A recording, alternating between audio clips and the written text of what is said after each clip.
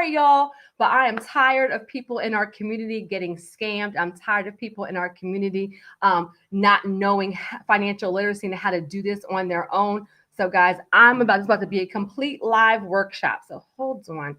Let me know. Hold on. 10 steps to dispute items on your credit report. And hold on one second, because there we go. Sometimes there's a little bit of a lag. So I want to make sure, can you just put in the comments for me? Let me know if you can hear me and if you can see me okay, because I would hate to share all of this information and it not be where you guys can actually hear me and where you guys can actually see me. And let me see, why did it do that? Here we go. All right, there we go. No. Hold on. Okay, look, there we go. Okay, here we go.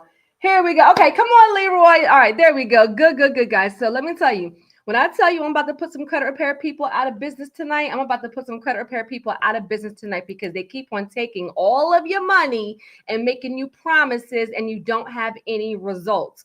Okay, and I'm also, let me just say this right here. AI cannot fix your credit. So tonight I'm going to break down why AI cannot fix your credit, why you still need to know this information on your own. Come on, y'all. You can hear me? Okay, good. So we're about to jump right in. Get your notebook. And where y'all from? Hey, D. Jones. Hey, love. And where y'all from? And guys, this information is going to help you with your personal credit. This information is going to help you with your business credit. This information is going to help you with your real estate financing. So always understand that having strong personal credit scores is literally like the foundation of you being able to leverage to build wealth, not get into a bunch of debt, right? That's not what we're doing right here. You say, hey, your beauty, I'm here. Come on, somebody, for all the tea. Look, that's what I was going to say. Who's ready for, if you're ready for some tea, somebody put tea in the comments. Y'all feel good. I got my favorite Adidas hoodie on. I got my Villanova Wildcat hat on. Shout out to all my Villanova Wildcats out there, everybody from Delco, okay? Hey, Shannon, look, I see my Wealth Warriors in the house. Hey, D. Jones. AI, yep, what you say? Look, what you say? AI can't help. And I'm going to actually break down some of the reasons why, so y'all can stop clicking on all of these videos and stop paying these people when you should be using that money to pay down utilization, to start your business, to do pay for delete, and to have credit builder accounts. Yes, look, when you know better, you do better. Come on, somebody. I see Chicago in the house. You said tea, please. If y'all ready for some tea, put tea in the comments, okay? We're going to have some fun tonight. And y'all, this is a complete workshop. I was thinking about making this a paid webinar. This is about to be a complete breakdown from step by step, okay? So let's jump right in. Hold on one second. Here we go. All right. If you are ready, somebody put ready in the comments if you're ready.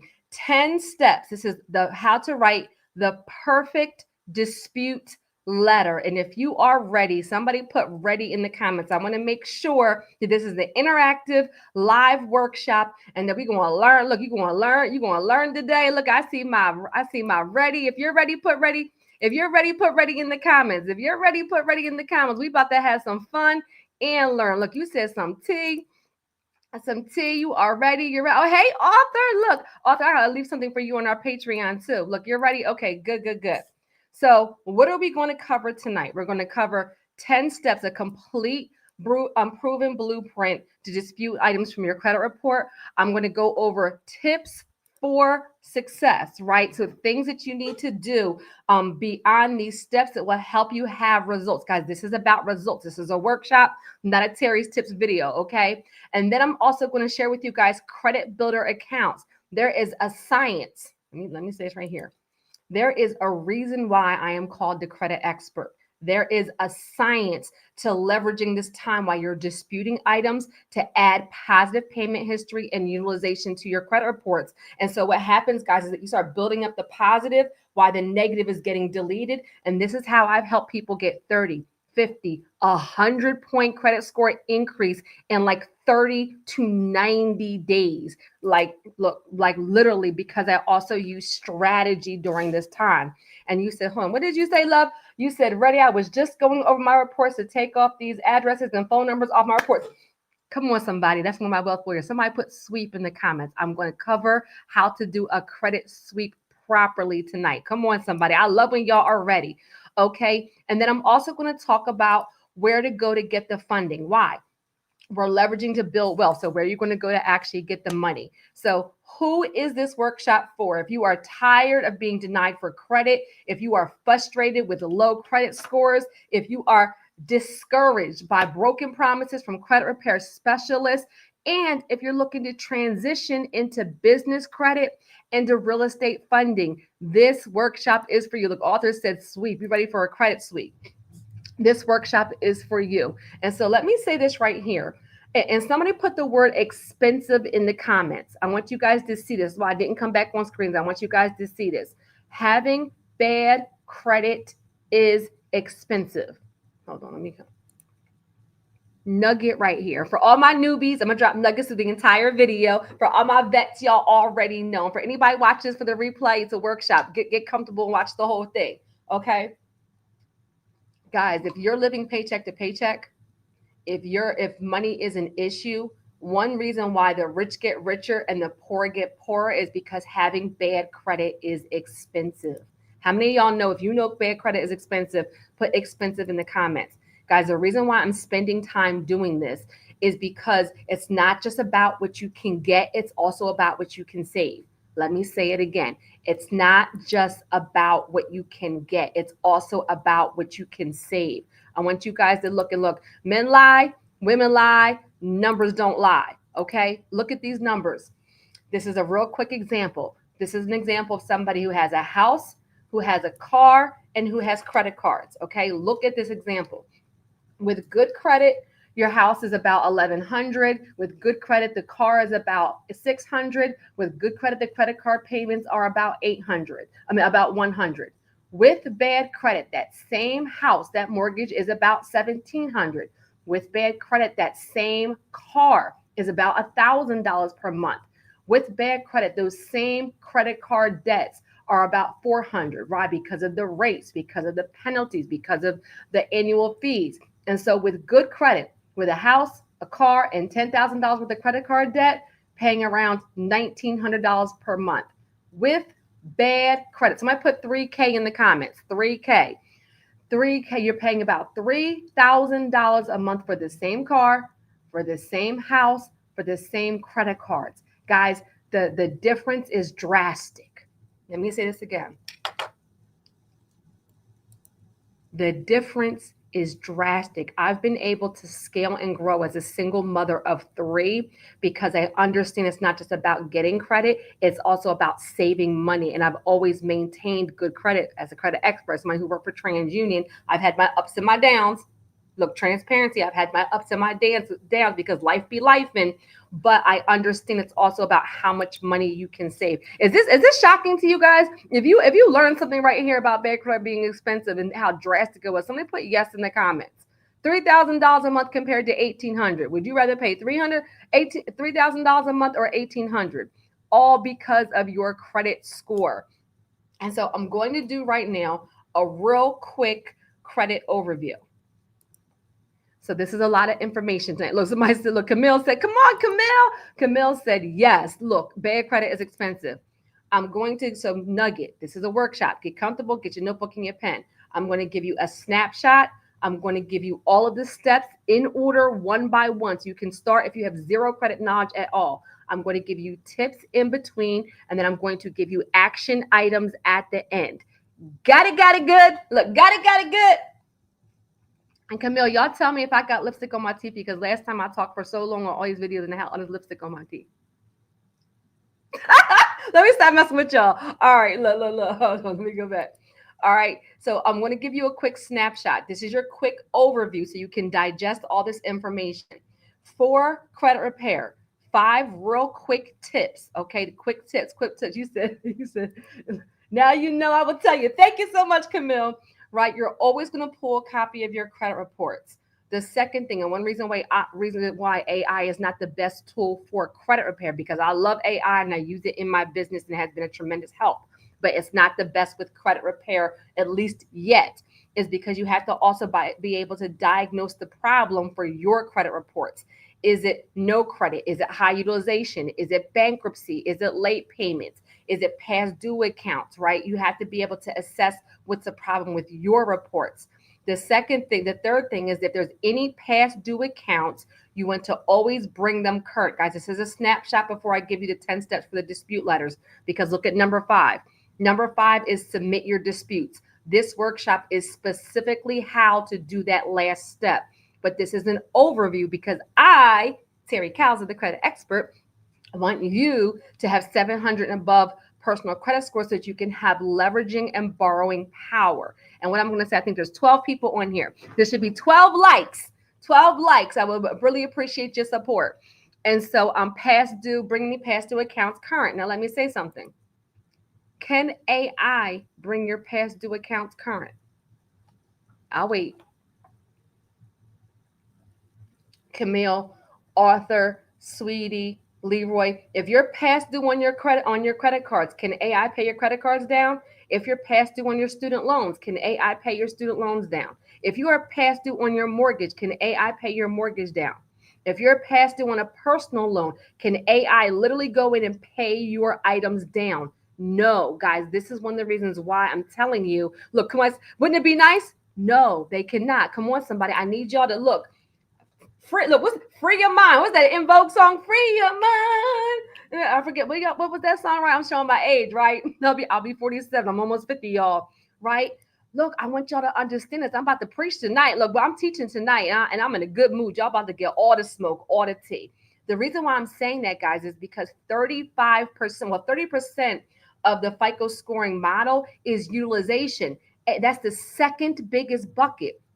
AI can't pay your bill. So you can write all the letters and have all the credit repair in the world, but if your cards are still maxed out, you're still going to have low credit scores. If your card note is still past due, you're still going to have low credit scores. If your student loans are in collections, you're still going to have low credit scores. So it's the coupling of the dispute process and being financially literate and understanding what goes into your scores is those two together that get you a massive increase. Now I'm showing your age. We love that song. Oh, y'all love that song. Look, that was In Vogue, right? Free your mind. Was that from what sound? Was that from the Set It Off soundtrack, y'all? All right, let me stop playing with y'all. Right, free your mind and the rest will follow. How true. Look, come on, somebody. Y'all with me, right? And so this is why I'm sharing this, right? And mind you, my style is I like to have fun, right? Credit is a dry topic. So I'm going to teach and we're also going to have some fun, but nothing I'm saying is fluff. Write that down. AI can't pay my bills. A credit repair specialist can't pay my bills. The second biggest bucket is utilization. The only person that can control that is me. This is why I say you do this on your own. Okay. And then the last thing is number 4 is utilization. So if you have credit cards, 30% and under is good, 10% and under is better. Now, guys, the number 3 where I said bring your past due accounts current. Let me say this nugget right here. Nothing is fluff. I used to work for TransUnion. Your open available credit factors more heavily into your credit scores. So even if you get a collection deleted, guys, but you have a card note and it's currently past due, that card note is going to be factoring heavy into your scores. So yes, deleting the collection is going to help. Can I teach tonight? So I put teach in the comments if I can teach tonight. I'm gonna break some things off of y'all tonight, okay? Yes, getting the collection deleted will help your score. However, when lenders are looking to give you a mortgage, give you a business loan, give you a credit card, give you a line of credit, they want to know how you're managing your current debts. Come on, somebody. You said teach tonight. Oh, I love your name. It's all very good. I love that name. That is so cute, love. Right? You said teach. All right, I'm a teacher. Oh, hey, Cheryl. Hey, Cheryl. Shannon said teach. Look, Arthur said teach. Okay. So that's why that bringing those past due accounts is really, really important. And nugget right here, I did a workshop on how to launch a profitable side hustle and how to make 100K with your business or side hustle. Look, come on, somebody. Hey, Cheryl. You said thank you. That's a cute name. It's all very good. I love it. Right. And so this is why earning extra income is going to be one of the things that's going to help you bring your past due accounts current and then submitting disputes. Okay. And credit is not the goal. Guys, always remember credit is a vehicle to help you get to the goal. But credit is not the goal. Your credit helps you buy the house. Your credit helps you invest in real estate. Your credit helps you get a business loan. Your credit helps you retire your spouse. Your credit helps you qualify for your line of credit, right? Somebody put not the goal. Look, let's go. You teaching, right? Come on, Christopher. Right? Credit is not the goal. So we want to get that into our minds very, very early. And so I said this earlier, but I want to make sure that you got it. Look, got it good. 700 above personal credit scores helps you qualify for personal funding, for business credit, and for real estate financing. So this workshop here is for everybody. Like Arthur said, it's not the goal. Credit is not the goal. All right. So what's your credit score? Look, let me come on. Let me sip my tea. What's your credit score? It's like, no, you don't got to share, right? But just understand knowing is half of the battle, right? You have to know. You have to know. Look, good evening, Wealth Warriors. Hi, Culture Music Group. Hi, King. Glad you could join us.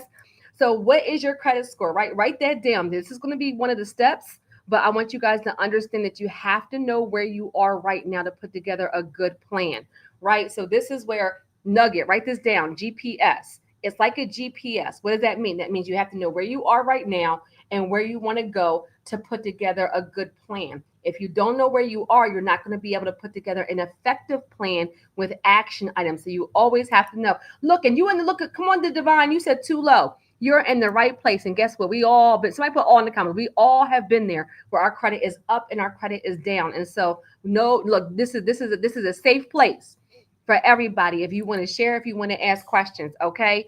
And then who am I? For those of you that know me, hey y'all, hey, Wealth Warriors. But for those of you that do not know me, I used to work for Trangy. Look, Arthur said all, King said all. Look, come on, somebody. I'm board certified credit consultant. I'm a certified credit score consultant. I'm a certified trainer. I am the credit coach for Make Real Estate Reels, Jamal King's Make Real Estate Real course, which is the #1 real estate course out there right now, period.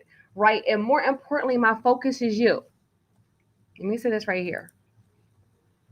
A lot of you know me. Hey, y'all. Hey, but for those of you that don't know me, and for those of you that even do, guys, I always share that because there's so much bad information on social media right now. For everybody that knows me, when I sip my water, I'm about to say something inappropriate. For everybody that doesn't know me, when I sip my water, I'm about to say something inappropriate. There's a lot of the blessing with social media is that everybody can share and it connects us and it's a great way to get information. The downside to social media is that anybody with a platform, anybody with a microphone, anybody with a cell phone can just get on and say, hey, I'm an expert. No, men lie, women lie, results don't lie, facts don't lie, right? Numbers don't lie. And so I've been doing this before social media was a thing. Now, why am I sharing that? Look, you said, hey, good evening, Wealth Warrior family. I'm present. Hey, Lisa. Hey, Lisa. Best wealth building credit coach ever. Terry cares about people for real. Thank you, Lola. My Wealth Warriors in the house. But I'm sharing that. And the reason why I started doing these workshops is because there's so much bad information out there. And I'm going to repeat it a couple of times. But I do not want you to pay for credit repair. But Terry, you're a credit channel. But Terry, you're a credit expert. You should not be paying for credit repair, period. You pay for training, you pay for coaching, you pay for your own credit builder accounts, you pay for instruction so you can carry it on. It keeps on building, but you don't pay somebody for credit repair. Got it good? All right, and you're only using your credit for income producing information and income producing assets. That way we're leveraging to build wealth and not to get into debt. That's how my story started with my very first house at the age of 21, being a teen mom, being in foster care, being in group homes. Looking good on paper literally changed my life, changed my boys' lives, literally was the catalyst to the international brand that I have now. I am grateful. I am grateful. I am grateful. And the blessing with credit, guys, the blessing with credit is that everybody on here, King, Cheryl, Lisa, Arthur, who else we have on here? Mrs. Wise, The Driven, Christopher, Lisa, all very good, Shannon. The blessing is that these steps are duplicatable. Credit is the one thing that we all can do a couple of simple things and have a good score and be able to leverage it. It's not specific to me. It's not specific to male, female, black, white, Asian, Hispanic, any well. It's literally a tool to leverage to build wealth. I'm grateful. I'm grateful because this wasn't supposed to be my life. And so put in the comments tool, TOOL. Credit is a tool to leverage to build wealth. And when you get it right and when you honor it and when you keep it good and you keep it strong, you use it over and over and over and over and over again to build your empire, to build your wealth, to build your legacy, to change your zip code, to send your kids. Come on, credit is a tool. I need y'all to be with me tonight. Credit is a tool to send your kids to a different zip code, to retire your spouse, to retire your parents, to start your business, to have multiple streams of income. Come on, somebody to buy the properties. Yup, it is a tool. Look, got it good. And so, one thing I'm going to say right here now, I'm about to say some things to y'all. And some things you're going to like and some things you aren't going to like. And I'm going to say one thing right here. I'm going to say some things that I don't want you to get discouraged. My goal tonight is to be transparent and to teach. To be transparent and to teach. Okay? If you see something on here that you have a question about, ask me. This is a live workshop. It's for the people who are on here live. Whoever's supposed to be here is supposed to be here. Hey, Mikkel. Right? It is a tool. Right. So this is where I'm going to say some things. And if you've already made some mistakes, this is why I'm stopping right here. Don't worry. You still have an opportunity to fix them because this next thing I'm about to say is gonna might upset some of y'all. Okay. But it's the truth. Tip right here. Approximately 85% of negative items get removed the first round. You have the best chance of having massive results when you do your disputes right the first time and on your own. Now, why did I say, look, you said a tool, yes. Why did I say somebody put first in the comments? Why did I say this might upset you? Because some of you guys have already paid for credit repair. Some of you guys have already done this. Look, some of you already paid for credit repair.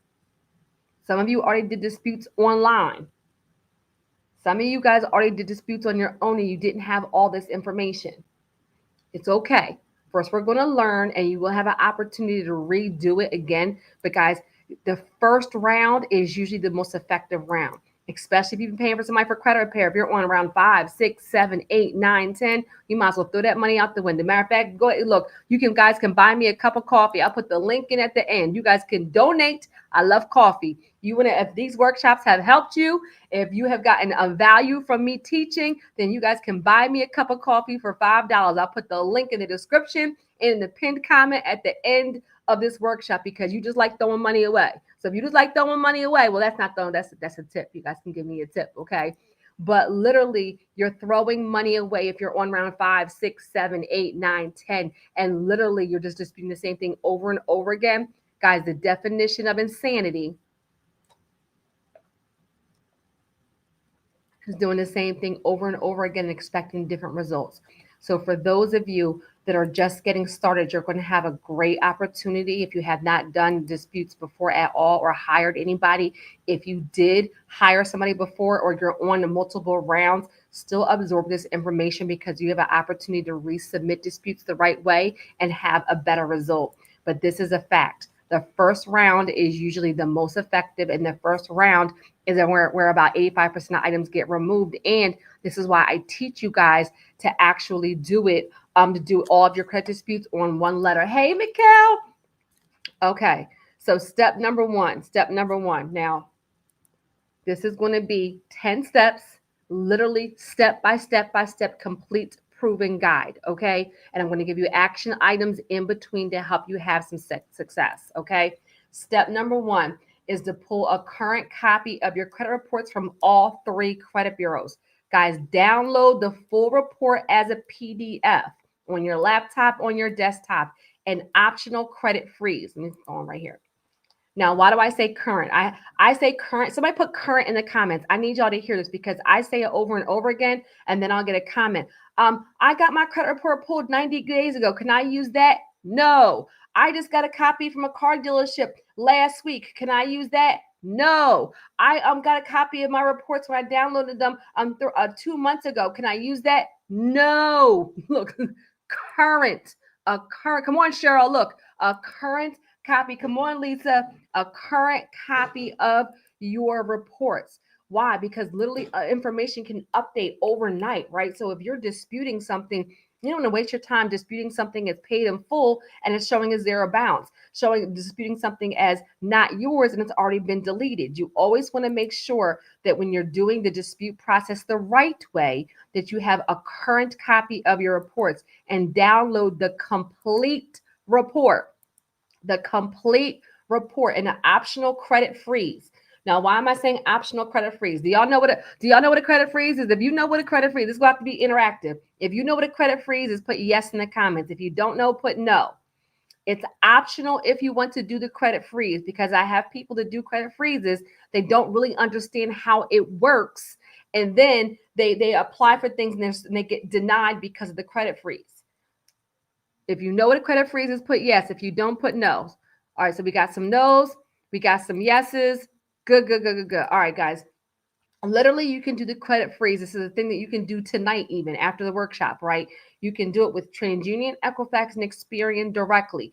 All the credit freeze means is that you, the consumer, so you, Sweetie, you, Author, you, Lisa, you, Shannon, you, Mikkel, you, King, that you are the ones that are putting almost like a lock on your credit report. That means that during that time, nobody can have access to your reports.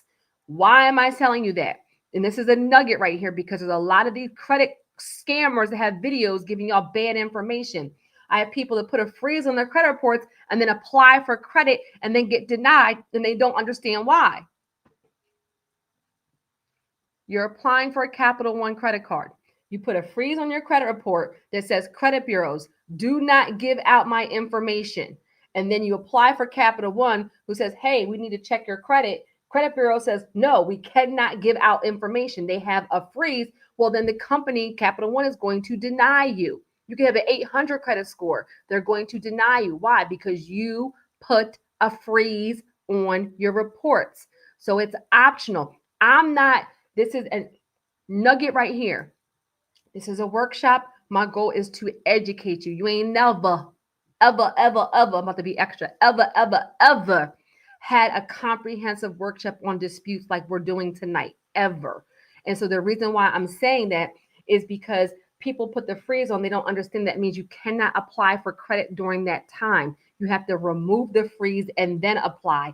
I'm okay with you putting a freeze on while you're disputing items, but just understand that they do not take the freeze off until you, Shannon, you, Mikkel, you, King, right? This is like he said, because they be capping, right? You absolutely right. They be capping. Look, come on, somebody, yes, right. And so, what did you say? You said, is using Identity IQ or CreditWise and paying for your credit monitoring monthly a benefit when you're working on your credit? So I would not, great question, guys. And you guys can ask questions. If I'm going to cover something in a step, then I'll say, hold on a second, let me get through the step. But monitoring. During this process, I recommend that you have free monitoring. Somebody put free in the comments.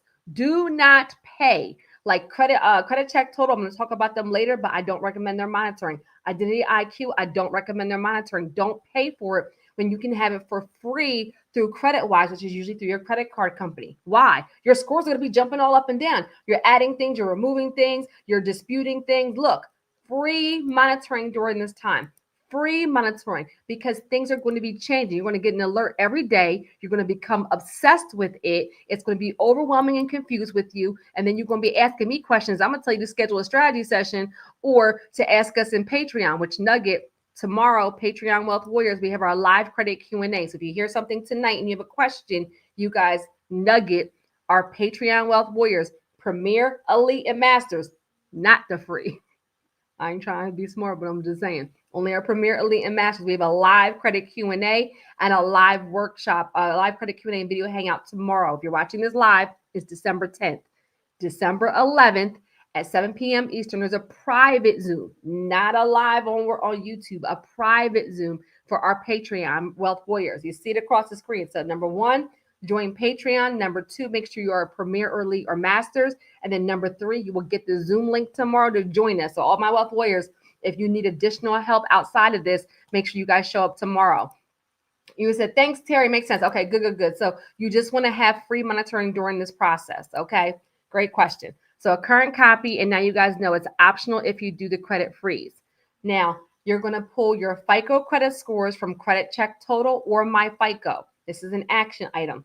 This is so you can look at your FICO credit scores. Like you said, private wealth warriors. Come on, somebody. Private, exclusive for my wealth warriors only. And so Credit Check Total, I recommend that you do Credit Check Total. It will be $1. Y'all, hold on. Credit Check Total will be $1. Guys, you pay the $1, you get access to your TransUnion, your Equifax, and Experian. Look, I need y'all to hear me here. They will. So for Credit Check Total, they have I think a 7-day free trial. What you're going to do is go to Credit Check Total, put in all of your information, answer the security questions, get your TransUnion, Equifax, and Experian. I recommend you do it on a desktop or a laptop, not on your cell phone. So you can actually pull up your full reports and save them as a PDF.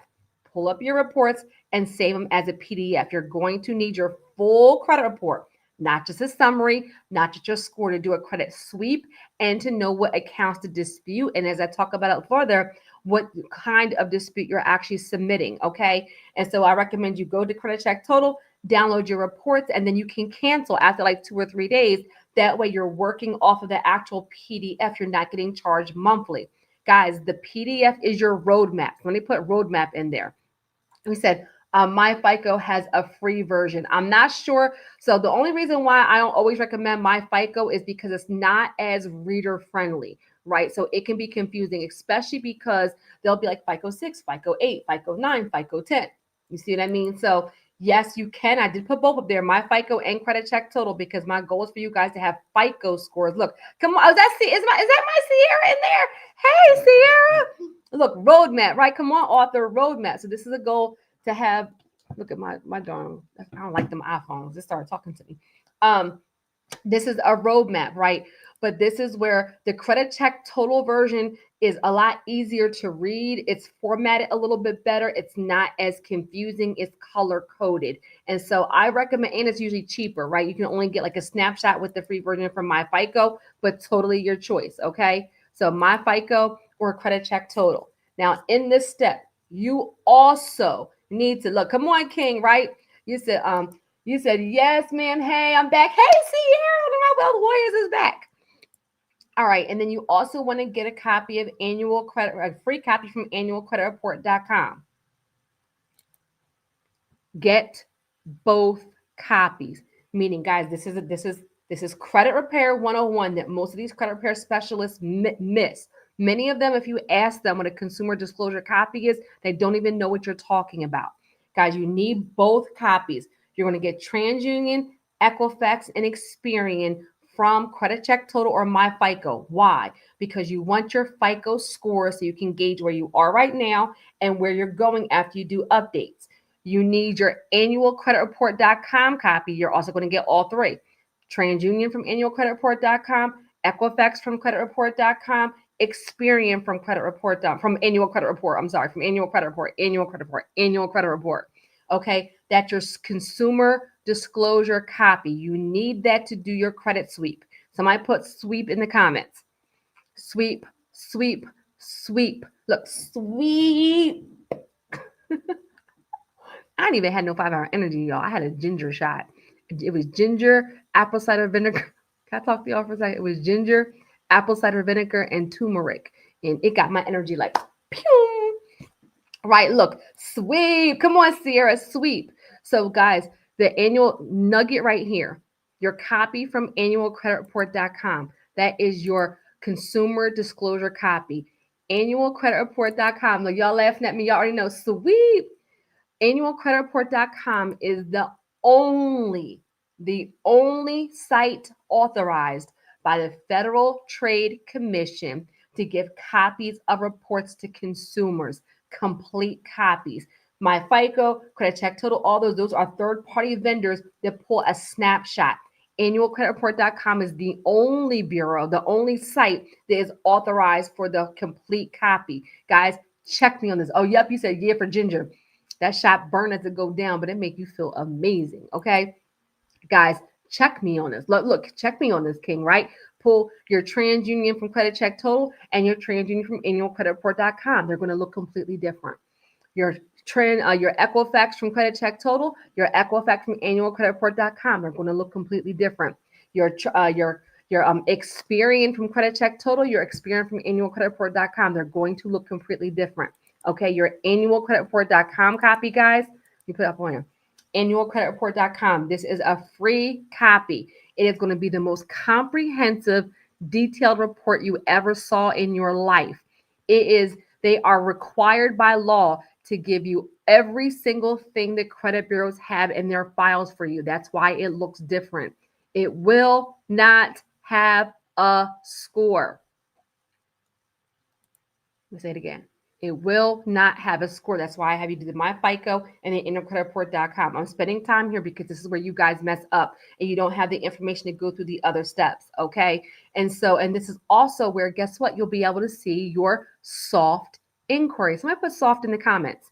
When you use my FICO, you can't see your soft inquiries. When you do Credit Check Total, you can't see your soft inquiries. When you do Identity IQ, you can't see your soft inquiries. But because annualcreditreport.com copy is a consumer disclosure copy, they show you everything. So you guys can even see when your auto insurance company, when a medical provider, when your current companies you have credit with, when they're doing like random checks on your credit, you'll be able to see your soft inquiries even on the annualcreditreport.com copy. You can even see, I have to sip my water, if your employer has been checking your credit. And guess what?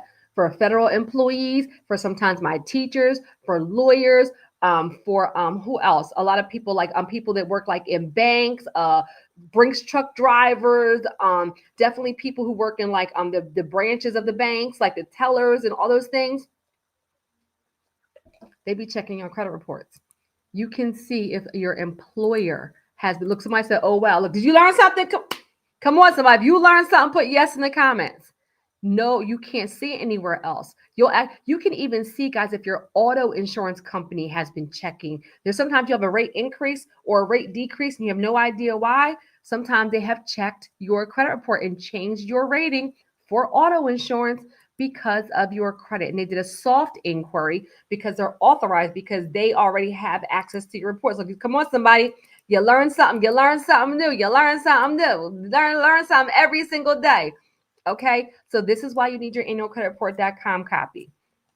Now, nugget, I already hit this hard, but I'm going to say it again. I'm going to leave this all the way on the screen.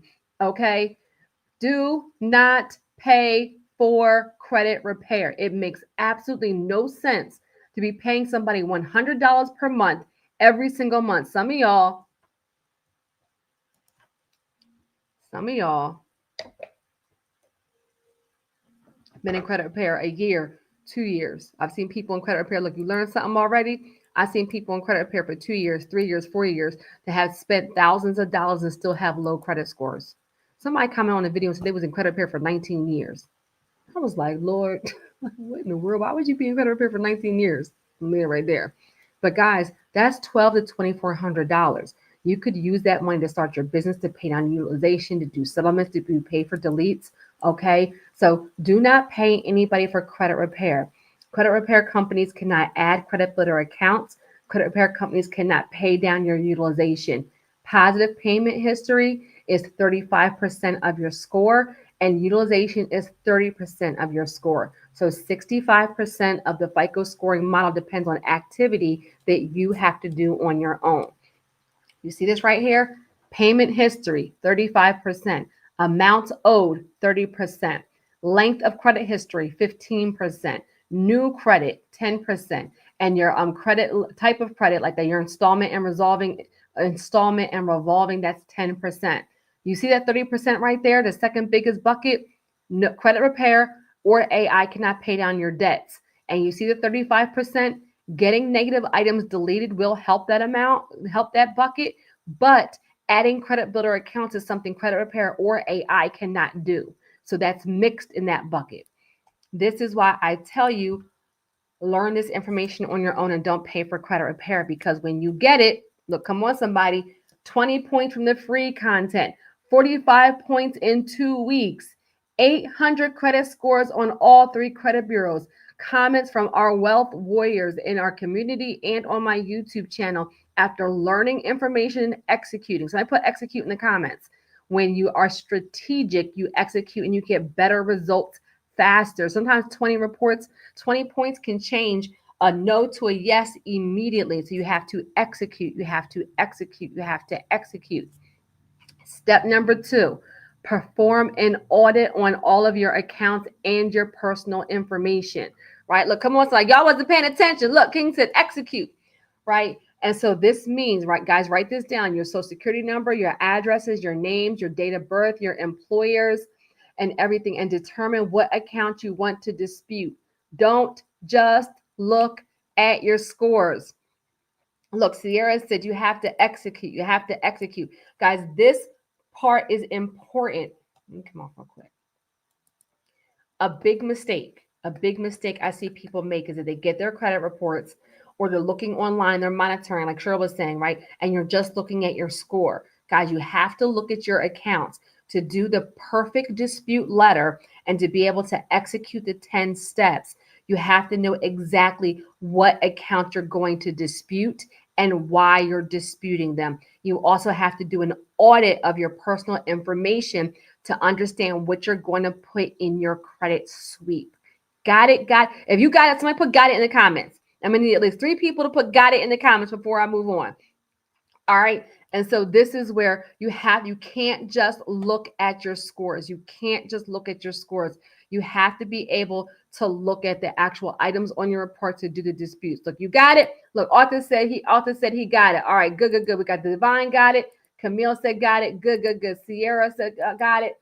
Look, Mrs. Wise, is that you? Is Mrs. Wise? Is that that's not you, Mikkel? Is it that somebody else? Mrs. Wise, hi.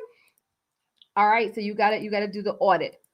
Now, don't just look at your scores. Now, nugget right here, guys. You said got it. Okay, Cheryl said got it. Okay, nugget right here. The reason why I'm saying this is because there are about 20 to 34% of credit reports have a legitimate error, right? It used to be about 80%, guys. A lot of people, and I'm not saying no judgment zone. Some people are disputing items, and you know that they're valid negative items.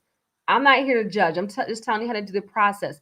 But guys, understand that about 20 to 35% of credit reports have a legitimate error. So let me give you an example. This is why you have to go through your reports, because I can't tell you how many times I'm on a call with one of you and I'm going through your reports, or my team is going through your reports, and then there's a legitimate error. So let's say Cheryl has a car from Toyota. Cheryl paid the car off to Toyota. She legitimately paid the car off. And she pulls her credit report. Her debt to income ratio is off because the Toyota account is still showing a balance. It hasn't updated as paid. That's a legitimate error. We have Sweetie. She has a credit card on her credit report from Capital One. It has a $1,000 credit limit, but Sweetie has improved her credit scores and they updated her credit limit to $5,000. While she pulls her credit report and it still shows $1,000, which is throwing off her debt, throwing off her credit utilization ratio. That's a legitimate error. Let's say Sierra. Sierra has student loans. They were before in default, but she went through a refinance and now they are paid in full and paid on time, but they're still showing in default. That's a legitimate error. So guys, nugget, the reason why you're doing the audit is for the disputes for the negative items, but to also look through all of your accounts, because there can be, and there usually are, legitimate errors that you just have not caught because you have not gone through your accounts. I just gave you a couple. I have people that have late payments that have been deleted and they're still showing past due accounts that have been brought current and they're still showing past due. Some of those things right there are going to give you an immediate credit score increase. Okay. Now, step 3, this is the big one. Look, this is one of the big ones. I'm going to leave it on the screen. I'm going to talk you through this. Pay attention. Okay. Your credit sweep. Your credit sweep. Complete a credit sweep before submitting your disputes. You must have your consumer disclosure copy to do this correctly. That is your copy from annualcreditreport.com. When you're doing the credit the credit sweep, listen to me. A credit sweep, because so many of these content creators that have no financial background or credentials at all have used this word credit sweep to really confuse you guys. A credit sweep does not mean accounts are deleted from your credit report. A valid a credit sweep means that you are removing inaccurate, outdated, unfair personal information from your reports. Now, why are you doing it? Look, I put credit sweep in the comments if you're with me. Credit sweep. I need you guys to listen. This is where nugget, always remember, the less information on your credit reports, the less they have to verify. You want your credit reports to be clean. So I put clean in the comments. Clean, meaning just your current name, just your current address, no employer. I don't even want my phone number on there. No phone number, just my date of birth and my social, just the bare minimum. Your credit sweep means your credit reports have the bare minimum, current name, current address, current date of birth, social security number. You want your reports to be clean. Let me stop messing with y'all. Y'all like, Terry, come on. I don't care. Look, when you have your own workshop, you can play around with your people. I'll play around with my people. I'll play around with y'all. Clean. Can we have some fun while we learn? Somebody put clean. Let me stop messing with y'all. Clean. Right? You said, right? So this is, but mind you, right? I'm joking around, but this is the truth. The less information, if you have just your name, just your address, just your date of birth, and just your social. Well, let's say you have 3 medical collections tied to your old address. Well, now if you get that address removed from your credit reports, listen to me, guys. I used to work for TransUnion. Read in between the lines. If you have your old addresses removed because they're inaccurate, outdated, unfair information, they're not valid for you right now, and you're doing a credit dispute and the creditor verifies an old address that has been deleted, now the credit bureau is unable to verify and validate the account. So the credit bureau will delete the account from your credit report, not because it's not yours, not because you did a pay for delete, not because you did a settlement, not because you froze something, and they're only deleting it because they're unable to verify the information. So underneath the Fair Credit Reporting Act, they have to delete anything that is invalid, unfair, inaccurate, or they're not able to verify. Let me say it again. The less information on your credit report, the more likely you are to get items deleted. Why? It's law, guys, right? Always understand. Look, somebody said clean. Come on, Sierra. I hope y'all are catching this, Gems. I hope y'all are catching this. Guys, it's law. It's about burden of proof. I want you to think about it real quick. The Fair Credit Reporting Act, this is a law. This is a law. This is a law. I didn't say debt laws. I said the Fair Credit Reporting Act. I didn't say statute of limitation laws. I said the Fair Credit Reporting Act. Can I tell you? I'm about to go into look. I'm about to teach real quick, guys. It doesn't mean an item is not necessarily yours. It means that because the credit bureau could not verify it, they can no longer report it. Do you listen to my language? So doing the credit sweep helps you remove all the junk off of your reports so that when you submit your disputes, it's less information to verify, a higher likelihood that it gets deleted through basically a loophole. Meaning you say, yes, I'm loving it. Am I teaching today, y'all? Is y'all getting what are you picking up what I'm putting down? Are you picking up what I'm putting down? Right? And I'm telling y'all some stuff that it's been valid for years, and most of these credit bureau people don't even know. So what if you have one address and you still live there? Well, then you're going to have to verify more than that. Remember, and I'm going to be honest with you, just doing credit disputes. Great question. Great question. Just doing credit disputes does not delete valid negative debts from your report. Can you dispute them? Yes. You're at a 50-50 shot right there if it's valid, right? And this is why I tell you guys, don't pay for credit repair.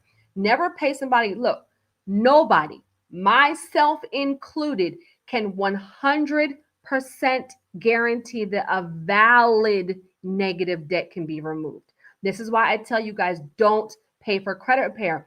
Do a sweep, do your disputes, add your credit builder account. That way, if you dispute something that's valid and it doesn't come off, the only money you wasted was your stamp to your $2 to send it certified. You didn't waste $1,200 because guess what? The credit repair people will take your money gladly and you're not getting it back. So you paid them $1,200. You knew it was about negative debt. It didn't get deleted. Now you still got bad credit. It's still in your credit reports and you lost $1,200 and it cost you 6 months. The dispute process is to remove inaccurate, unfair, listen to my language, and I'm saying it this way on purpose, guys. I'm saying it this way on purpose. Inaccurate, outdated, unfair, fraudulent items from your credit report. And this was a great question. I want you to listen to me, all of you. All of you as consumers have the right to dispute everything on your credit report. Everything. Everything. You have the right. So look, no shade. Go for it. Because there's also something in the law that says if they don't respond in time, it has to be deleted. Look, shoot your shot. Can I be real? Look, somebody put real in the comments. Can I be real? Can I be real? Shoot your shot. You know if it's valid, you got 50-50 chance. I'd rather you shoot your shot and do the dispute process. And if it comes off, great. Look, that was an awesome use of my time. If it doesn't come off, I didn't pay somebody $2,400 and I'm out my money. I could have used that money to start my business, to get extra income and do pay for deletes, to start my business and to do a settlement, to start my business and to get to pay down utilization. You see what I mean? Can I be real with y'all? Look, can I be real with y'all? Right? But this is why I say nobody can guarantee. And can I just say something else? Guys, if any of these credit repair people, look, Sierra said, amen. If any of these credit repair people could literally wave a magic wand and delete everything from your credit report, everybody would have an 800 and that person would be a billionaire. Come on, somebody. The reason why I'm being so detailed tonight, look, the devil don't want me to teach y'all. The reason why, honestly, I'm being so detailed tonight is because I'm tired of people in our community getting scammed. I'm tired of people getting scammed, especially in our community. It's time. We don't learn it in school. We don't learn it in college. Our parents didn't know it. So it's time for you to become financially literate so you stop getting scammed, stop wasting time. Doing some disputes and credit builder accounts can increase your scores in 30 to 90 days, not 2 to 3 to 4 years. Look, amen. And so nobody can 100% guarantee that a valid, look, come on, somebody, absolutely. Because everybody, don't you agree that person would, look, yes, if somebody could guarantee they would be a billionaire and everybody would have an 800. So still disputed, great question, but know that if it's valid, you're basically relying on it getting removed for a loophole, which is why things like how I'm sharing with you what reports to get. I share with you what reports to get, where to get them from, what to do with the reports, how to do a sweep, right? I'm finishing the sweep process. But some of these, the successes in the details, some of these details are going to help you get a result that you wouldn't have gotten just getting a template from a credit repair person or from some like AI app that just does the same template for everybody. So when you get your copy from annualcreditreport.com, guys, you're going to look at all of your personal information, name, address, social security numbers, all those things, date of birth, everything. Highlight if you have to, everything that's inaccurate, and you're reaching out to the credit bureaus first, TransUnion, Equifax, and Experian. And come on the bottom, TransUnion, Equifax, and Experian. And you are letting them know, hey, this information, this is not the correct spelling of my name. This is not my previous address. This is the inaccurate previous address. This is the inaccurate, this date of birth is wrong. Whatever is incomplete, guys, there's usually a lot of information that's incomplete in this personal information.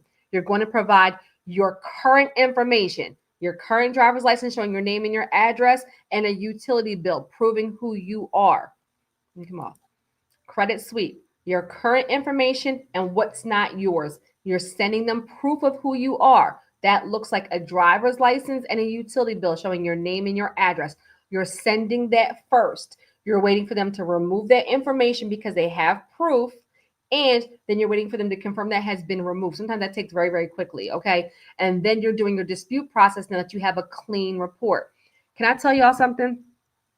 Let me see how I can say this without getting it. Well, so the Fair Credit Reporting Act, this is important right here. Why is the sweep even in place? Why does it matter? Why am I telling you to do it like this? There's something called per consumer. I don't think I ever even shared this before. Meaning that when you reach out to the credit bureau and you're saying certain things and you have proof, they can't verify certain information when it comes to your personal information. So they have to update it per consumer. Meaning you're saying you spelled my name wrong. That's not my middle name. I never lived at this address. This is not my employer. Certain things are per consumer. You out there, the consumers don't know that because nobody teaches about credit repair. And most of the people that are on here talking about credit don't know themselves because they never worked for a credit bureau. Nugget, I think I'm the only. I haven't found not one other person. The only person on YouTube that is teaching consumers about credit that used to work for a credit bureau. Right. And so this is where, like you said, I need yes, well, that's what I'm going through right now. So the annualcreditreport.com, but you just let them know what information is not yours and what information you want removed. Guys, when you're doing your sweep, you have to tell them specifically. You can't say this name, all the names are not mine, all the previous addresses were not mine, all the employers are not mine. You have to say, I'm going to use Lisa. Lisa, can I use you as an example?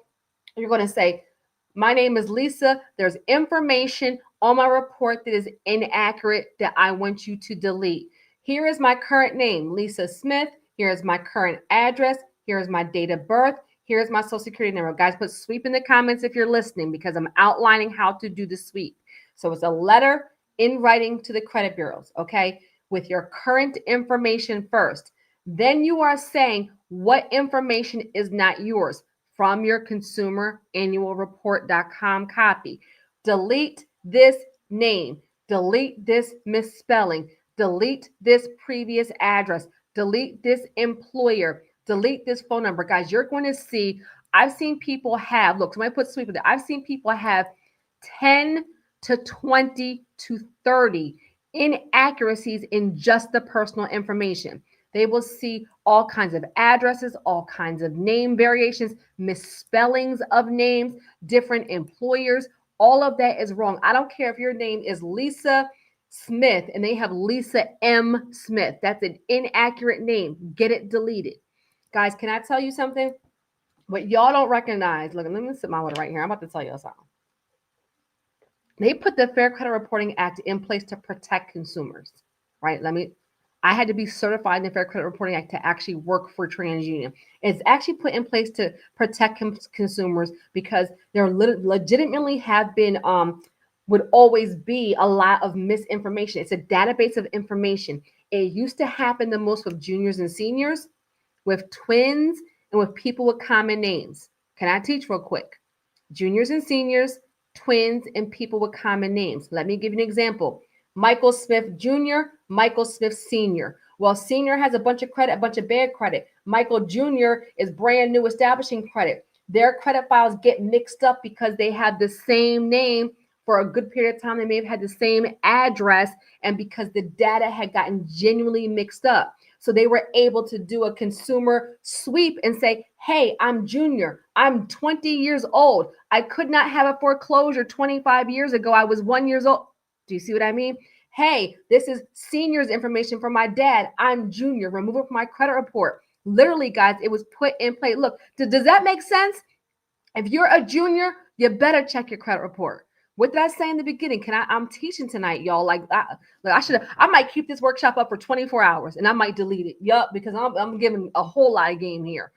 Nugget right here. I'm keeping this workshop up for 24 hours, period. And then I'm deleting the whole entire thing. You gotta be in our community to get an update. Guys, literally, I would see that happen all the time with juniors and seniors. Even think about twins. I would actually see twins. Kayla Jackson and Kimberly Jackson. Y'all know how y'all do with twins. Y'all always name them the same thing, right? And then their social security numbers. I used to even see some where their social security number will be 1 digit off because they issued them the same time.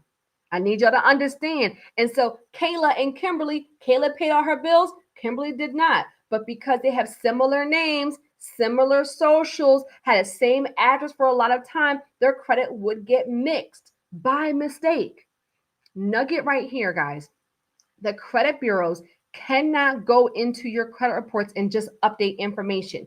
You, the consumer, must initiate a dispute. So that means Kim and Kimberly got mixed up credit reports. It can be that way forever. The credit bureau cannot legally touch the reports until Kim is like, hey, I'm cleaning up my credit. I want to get married and buy a house. All of a sudden, all those other credits on my credit report. Then they write in a letter saying, this information is from my twin sister. This is my information. Remove this information. So guys, put sweep in the comments if that made sense. So now when social media happened, all these credit repair specialists came around. They started using a credit sweep to scam. They started using credit sweep to get money from you. They started using a credit sweep to confuse you. But really, a credit sweep is something that you can do on your own for free. And it was actually put in place to protect consumers because information genuinely got mixed up and information generally was inaccurate. And the only way the credit bureau would know is by you, the consumer, telling them. Does that make sense? Did you learn something right there? So do the sweep before the dispute.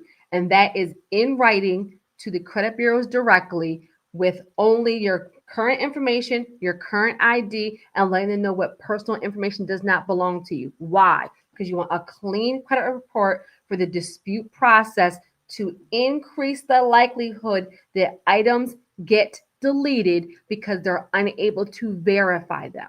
Got it good? I'm teaching tonight, y'all. All right, so annualcreditreport.com. For everybody that they need to do a sweep, you're going to use your annualcreditreport.com copy. You are going to save them as a PDF on your desktop, TransUnion, Equifax, and Experian. You will not, guys, you will not. You said, what did you say? You said, I just saw I have 11 previous addresses on one credit. Come on, somebody. Look.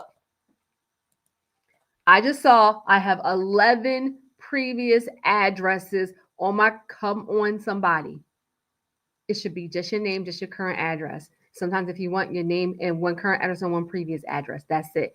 When you get your consumer disclosure copy, guys, nugget right here. I'm going to ask you guys, can I ask you guys a favor? If I can ask you guys a favor, put yes in the comments. I'm going to ask you guys a favor. After you pull your consumer disclosure copy, come back to this video and leave a comment and let me know how many previous addresses were on your report. Terry, I had 11 addresses. Terry, I had 7 addresses. Terry, I had 8 addresses. Terry, I had 9 addresses. I want you guys to come back to this video and comment and let me know how many addresses were showing for you on your consumer disclosure copy. Guys, this is a workshop, not a Terry's Tips video. That means we're rolling up our sleeves and we're getting to work so we can have a tangible result. And I'm teaching for free. So make sure y'all like this, okay?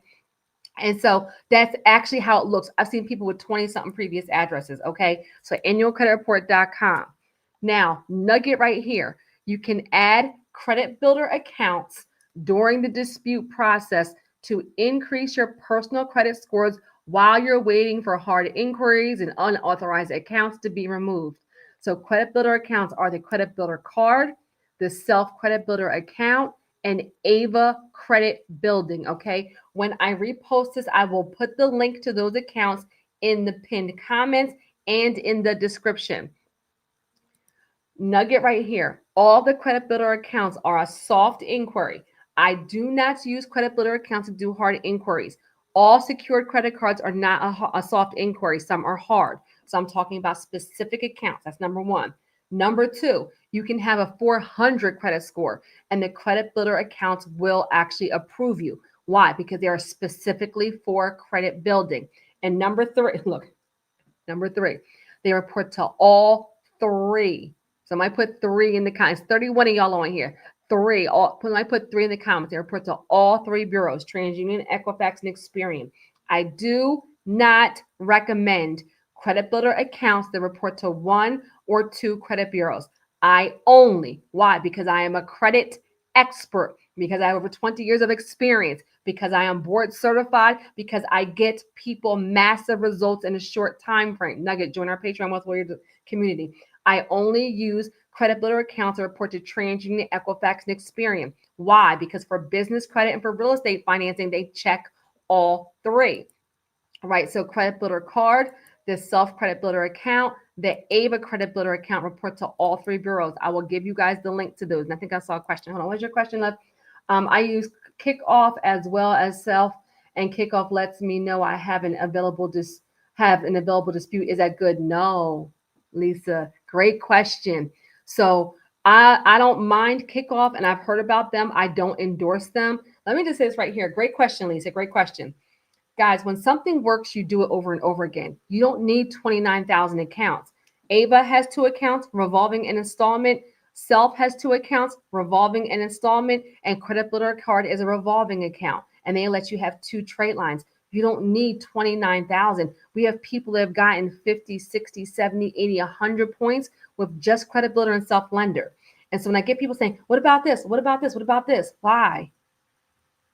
It works if you work it. I use the things that are proven and that have been around. But when they said you have an available dispute, absolutely not. You'll see Credit Karma that says that. You'll see Credit Sesame that says that. You'll see some of these credit builder accounts are telling you to dispute things online. We're not doing disputes online. We're not doing disputes through a third party. Somebody put not in the comments. I need y'all to get this. Great question, Lisa. And mind you, I don't mind the questions. Why? Because I'm a credit expert. There's nothing you can ask me that this is my thing. This is my area of expertise for over 2 decades now, right? And so that was a great question. I don't fault you for not knowing. This now is the time. If you haven't invested in a one-on-one coaching session, which Nugget from my business owners and entrepreneurs, investing coaching wise 50% off. I'll put that link in the comments. But this is your time to have access to an expert because of volume. I'm not always able to answer questions left on my videos, but on my workshops, I will spend this time with you. So the reason why I say you don't want to ever do it online, you don't want to ever do it through a third party. Guys, you give up some of your rights, the fine print. You give up some of your rights when you do it online. You give up some of your rights when you do it through a third party. Sometimes you relinquish your ability to do a redispute or to dispute it with the creditor. Guys, and a lot of times they do a very blanket surface level. If you're doing it online, are they doing a credit sweep? Let me just stop right there. If you're clicking a button and doing it online, did they do a credit sweep first? Absolutely not. So I do not recommend any of these disputes online. Oops. Hold on a second. I almost deleted you. Do you still work with? Absolutely. Come on, somebody. Look, 9 to 5 millionaire. Look, I'm the credit coach from 9 to 5 millionaire. Absolutely. But the course launched in 2019, and I'm still post stuff in our Make Real Estate Real group. Absolutely. That's our family. Somebody put Make Real Estate Real. I see a couple of you guys in here. Make Real Estate Real in the comments. Make Real Estate Real. Yes. Jamal, Camille, the whole team. I just was at and then last year I just was at we work with Jeremy, Next Level Speakers Academy. Shout out to all my next level people. Shout out to ET, right? I was at the UOU Mastermind. Come on, somebody, make real estate real. Come on, Sierra. Look, 2019, absolutely. I know you remember that. Can you drop the link for your consultation? Absolutely. It won't let me do. Oh, will it let me do it live?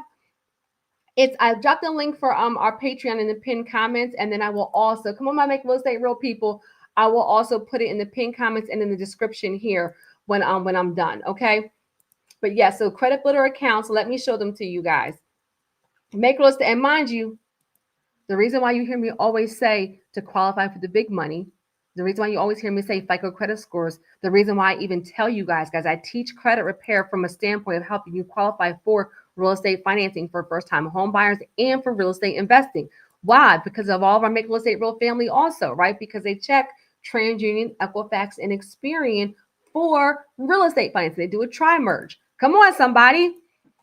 All right, credit builder account. So guys, if you go to my link tree, I'm going to post my link tree. Also, you will see this is a picture of my link tree. This is a picture of my link tree, and you'll see a section right on there that says Ava credit builder accounts, credit builder card, and secured credit builder, right? And so this is what the credit builder card website will look like. Soft inquiry reports to all 3 credit bureaus. You can get 2 cards. Let me say this right here.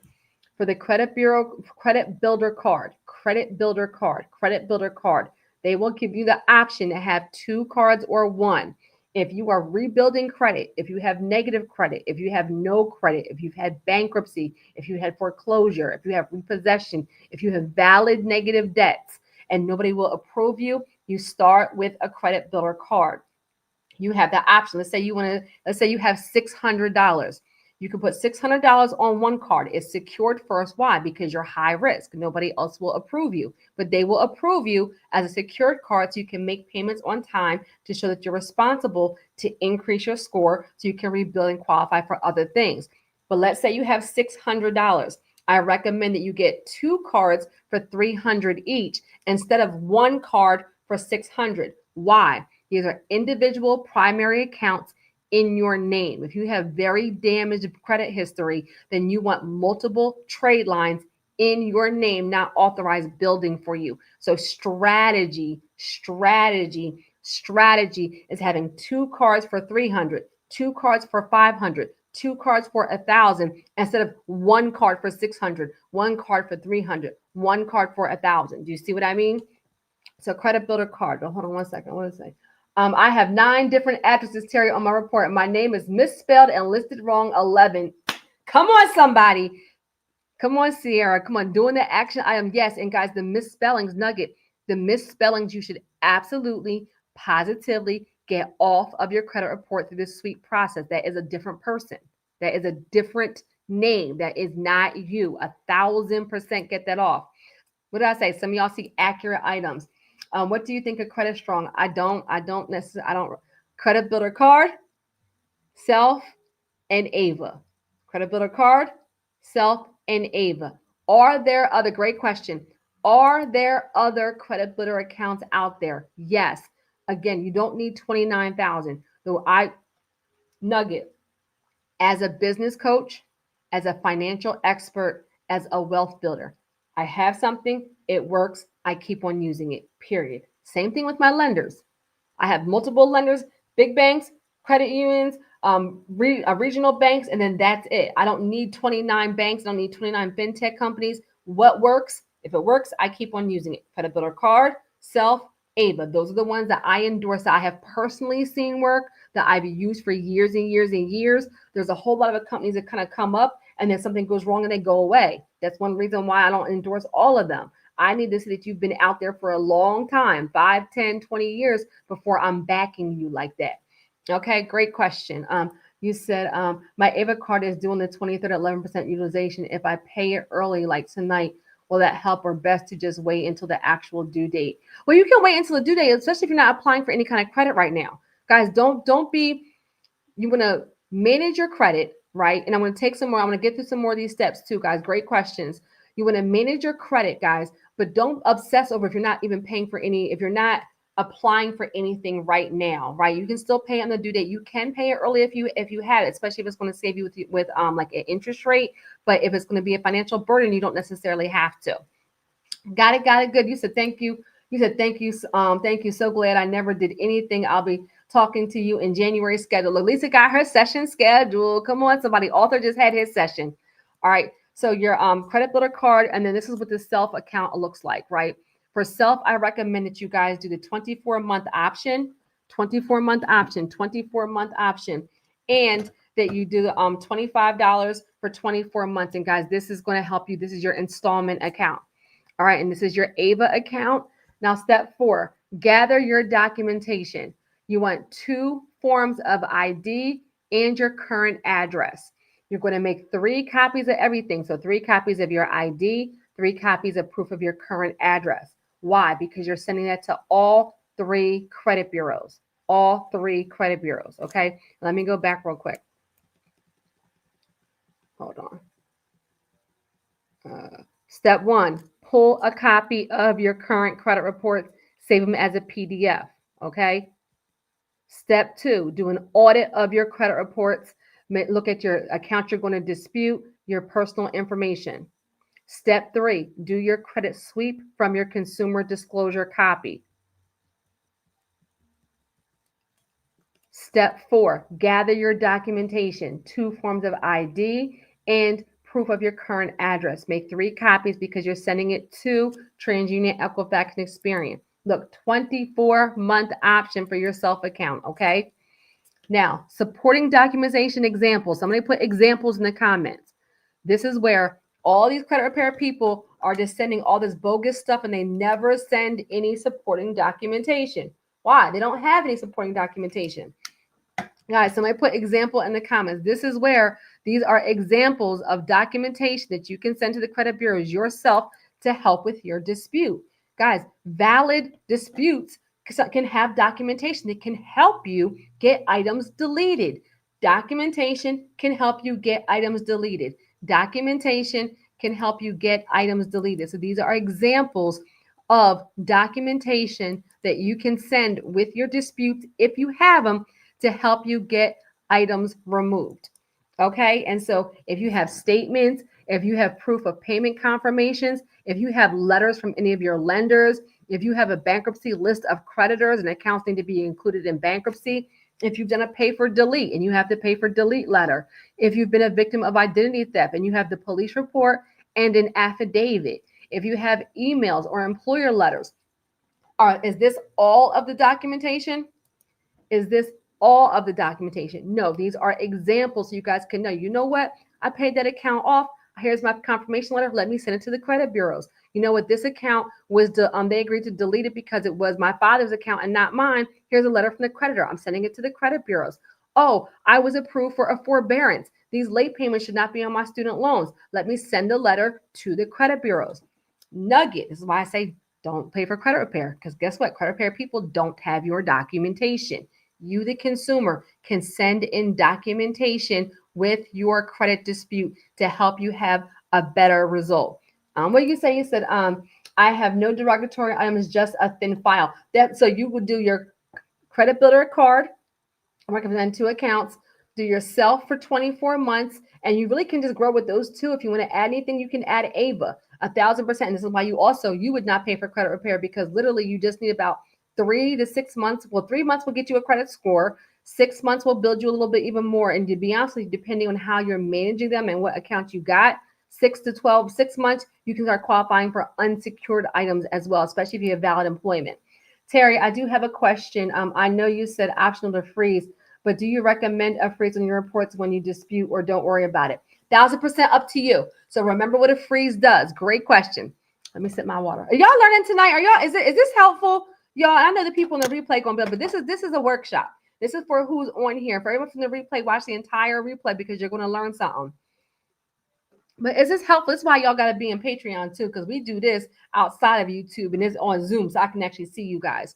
But the freeze is only if you want to make sure that you don't want to have anybody like get approved for credit. If you're not applying for credit and you don't want the credit bureaus to give you out your information, you just have to remember when you're done the credit dispute process to remove the freeze, because you cannot get approved for credit while the freeze is on your reports. Is this how, look, I'm teaching tonight. Look, I'm about to put, I said in the beginning, I'm about to put some credit repair people out of business. Now, credit repair people, if you do credit the right way, then have a business doing consulting, but don't take people's money every single month scamming them. Come on, somebody. I have a 730 across. Perfect. Well, then you said you have a thin file, but what I would say to you, and you might need a strategy session or be in our Patreon, is what do you want to do with your credit? Remember I said in the very, very beginning, credit is not the goal. Credit is a vehicle to get to your goal. So you ask yourself, okay, now I have a 730 score. What is it I'm trying to do? Am I trying to buy a house? Am I trying to house hack? Do I want to transition into business credit, right? Great job. Yes, this has been helpful. Do you know how to get a list of creditors from, do you know how we get a list of creditors from your bankruptcy? You should be getting it from the bankruptcy court or from your lawyer. Yeah, 1,000%. You should be getting your list of creditors from the bankruptcy court or from your lawyer. So while under forbearance, all right, so hold on a second, y'all.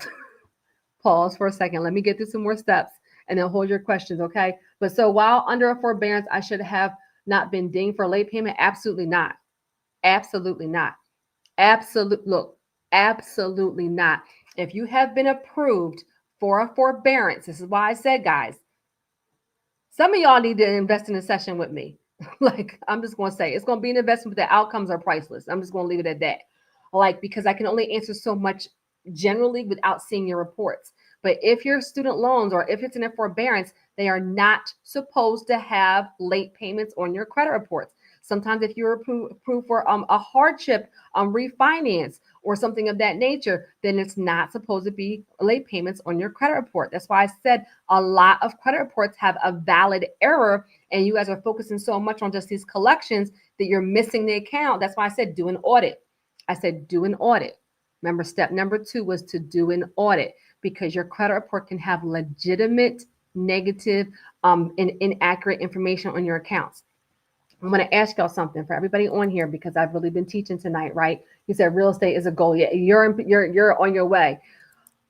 Make sure you like this for me, and make sure you share it with 5 people, because there's a lot of bad information out there. And I'm sharing right now. This is not a webinar. This is not a course. This is not a paid training. This is a free workshop. The only investment is your time. So my request to you is, as I'm giving and pouring out, one way to support our channel, support me, and support me to continue to do free workshops like this, is for you to share this. You said multifamily. Absolutely, you can do some house hacking. I'm coming to your next Zoom, Terry. Look, our Zoom is tomorrow. You can be a elite at only $10 a month. $10 a month. $10 a month. The master's $30 a month. And our Zoom is tomorrow at 7 o'clock. All right. So this is a proof of example. This is supporting documentation examples. Step number 5. This is a big one. This is a big one. This is a big one. You said, I hit that like button. Come on, somebody. Hit that like button. Hit that like button. Hit that like button. Perfect. So step number 5 is to choose the correct dispute reason for the account. So every account. Oh, let me see this to y'all. I had somebody paying for credit repair. They were paying $100 a month. They were 6 months in. That's $600 in Philly. $600. Shout out my Philly Jones. $600. And literally, all it was a letter the credit repair company was sending saying, not mine, not mine, not mine, not mine, not mine. January, February, not mine, not mine, not mine, not mine, not mine. March, not mine, not mine, not mine, not mine, not mine. April, not mine. I said, you're paying them $100 a month. And then the person had to mail out their own letters. They were just sending them a template and telling the person to mail them off. And $600, you could have had a strategy session. I could have fixed your whole life. $600, you could have got a credit builder account and had 50-point increase in 60 days. Guys, choose the right dispute for the account. That's why I said an audit. This is a complete step-by-step guide. I can't fix your life in 15 minutes. That's not what it is. A workshop means that we're going to learn, okay? We're going to learn, and we're halfway there, all right? We're almost there. And so pick the right thing for your dispute. Every account should not be not mine, and you should not dispute all your accounts. Look, you said, I saw your Credit Suite interview, and it was awesome. Oh, is that out already? I didn't even see. Shout out. Come on, somebody. I was just a speaker for on the podcast for Credit Suite, and I recorded it, but I didn't know that they aired it. I gotta check my emails. Thank you so much. I was on their podcast, y'all. They're industry leaders for business credit. Thank you so much. I'm gonna go check it out. I was there from the recording, but I didn't know they had released it yet. Yeah, a couple of months ago. All right. So every dispute should not be not mine. Okay. Thank you so much for that. This is what you just made. That just made my day. Thank you so much. Okay. So look at this. So these are some examples. Inaccurate, not mine, paid in full, furniture errors, unauthorized inquiry, included in bankruptcy, account was never late, identity theft. Look, Lisa said, I love it. Guys, every account should not be not mine. So I'll go back to Cheryl. Cheryl has an account with a car with Toyota Auto Finance. She paid it off. So she's disputing it as a zero balance and for them to update it. She's not disputing Toyota as not mine. When I see amateurs, I'm about to talk my ish real quick. Y'all know I don't cuss. I'm about to talk my ish real quick. These credit repair people get your reports. They dispute everything is not yours. Nothing gets deleted. Then they charge you over and over again. Every single account should not be the same dispute. Do an audit and pick the right dispute for the account. You may have a couple that are not yours. Some may be paid in full. Some may be inaccurate. Some may be never late. Some may be where they have you as 90 days late and you were only 30 days late. Guys, do an audit and pick the right type of dispute for your actual accounts. Okay, that's going to help you get a better result faster. Amateurs, let me stop messing with y'all. Amateurs say the same thing for every single account. And I'll be honest with you, I've even seen them dispute the good accounts. Nugget right here. Don't dispute everything on your report. You still need the good accounts. So I'm going to use Lisa since Lisa was just on here. Lisa had a car from Audi. Y'all know I love Audi. Lisa had an Audi. She paid it off in full. Now it's showing as a zero balance enclosed on her credit report. Is that account actively, I'm teaching y'all, is that account actively helping her build? No, because it's now a closed account. Is that account helping her with credit mix? Yes. Helping her with positive trade lines? Yes. Helping her with debt to income ratio? Yes. And more importantly, one of the biggest one, while you want to still have the old accounts on there that are positive, it's helping her with length of credit history, which is huge. People with 700, 750, 800 scores have long credit files. Long. So I see amateurs dispute people's credit, get the positive closed accounts deleted, and now the person's score tanks. Guess what? You can't get the account added back on once it's deleted. I hope y'all didn't miss that. Don't dispute every single account. Don't dispute positive accounts. Don't dispute positive accounts with a zero balance. You need them. Can I teach? You need them for credit mix. You need them for positive trade lines, and you need them for length of credit history. Amateurs dispute everything because they don't know what they're doing. I'm not faulting you for not knowing because you're not a credit expert. I'm faulting some of the people that you pay that scam you that they also do not know. Okay. Can you say, come on now, you teaching, right? Come on, somebody. Can I teach right there? You talk your ish, right? Talk your ish. Don't encourage me, right?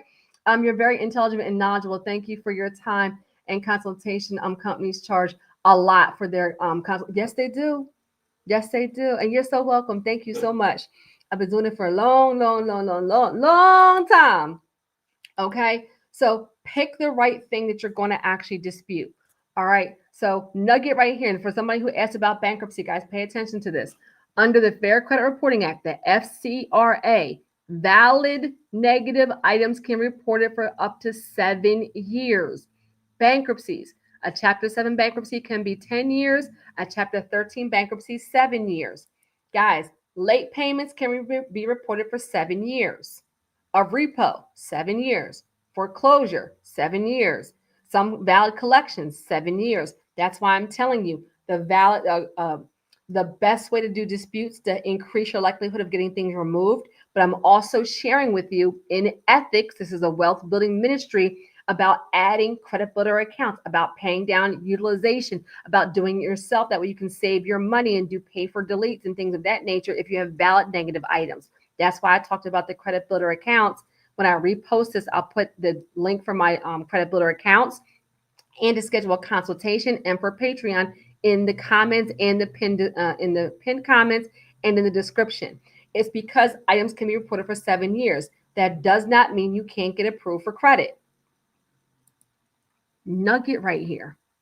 You can get approved for a mortgage 24 months from a valid Chapter 7 bankruptcy discharge. That means you can literally, there's so much bad information out there. I've had people who had a bankruptcy, right? And mind you, guys, no judgment zone. This has not always been my life. You had a death in the family. You lost your job. You went through a divorce. You were in an abusive relationship. You had to relocate. You got sick. Life happens. I'm teaching like this because life happens. Life happens to most of us. There are people that had to do a reset. They did Chapter 7 bankruptcy, but because of bad information out there, they've been rebuilding for 5 years, 6 years, 7 years, and they still never got their house, never applied for any credit because there was bad information. No, after a discharge, you want to immediately add your credit builder accounts. Some of you can qualify for financing in 12 months. In 6 to 12 months, you're having scores. 24 months from the date of discharge. Somebody put 24 in the comments. Even though a bankruptcy can be reported for 7 to 10 years, 7 to 10, 7 to 10. depending on the kind of bankruptcy. That does not mean that you have to wait 7 to 10 years to get approved for funding. It does mean you need to rebuild immediately. That does mean that when you add a credit builder account, come on, somebody, 24 months. When you add a credit builder account, you don't want to default on the credit builder account because now you're showing that you're just being irresponsible. So you got everything removed. You got a reset with the bankruptcy. Now you have to pay it responsibly. They literally send me a pre-approval cards after bankruptcy. They know when you file again. Come on, somebody. Absolutely. Absolutely. I've seen people get cars after a bankruptcy. Now, I was always saying if the first thing I want to get after bankruptcy is probably my real estate. Real estate appreciates in value, cars depreciate. Let me sip my water on that one.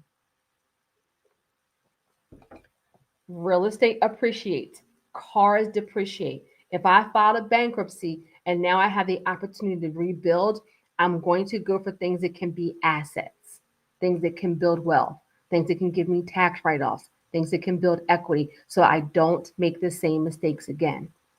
Life happened.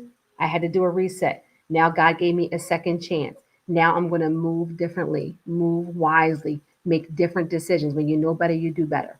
Amen. But yes, you're absolutely right. Literally, as soon as you file bankruptcy, everybody, as soon as the discharge, you will get all kinds of credit offers. This is why credit education is so important. Okay. Step number 6, we're almost there. If you learned something, put yes in the comments. I'll make sure y'all still with me. I'm teaching. I'm gonna have a sore throat after this. I'm going to bed after this, y'all. If you learn something, put yes in the comments. You want assets, not obligations. Come on, somebody. If you learn something, put yes in the comments. All right. Step number 6, you're going to write your dispute letter. You can put everything on the same letter. Less is more. Look, you learn something. You learn something. You learn something. Yes, did you learn something? Come on, somebody. You learn something. Come on, the driven. Yes. Come on, we got Sweetie. Come on, Sweetie 52. You've been hanging in there with us. I love it, Sweetie. All right, here we go. We got Robin. Yes, come on, somebody. Good. We got Lisa. History helps. Yes. Okay, good. So, guys, everything can go on one letter. Look at this. Take a screenshot of this if you have to. You're going to put the creditor. You're going to put the account number. You're going to put the reason for the dispute. You're going to put the outcome. Less is better. You can put everything on one letter. Remember, I said in the very beginning that, hold on. Remember, I said in the very beginning that 85% of items are removed the first round. It does not make sense to dispute January, February, March, April, May. If you're trying to repair your credit fast, let me put fast in the comments. You want a credit score increase fast? You want credit repair fast? If you want to do it fast, put fast in the comments. The way to do it fast is to do everything on one letter in the beginning. In the beginning, if you want it fast. Like Sierra said, fast. Let me tell you guys something. From working for TransUnion, we can tell when somebody is a credit clinic or a credit repair company, right? Because they do things January, February, March, April, May, June, July. That's not the behavior of traditional regular consumers.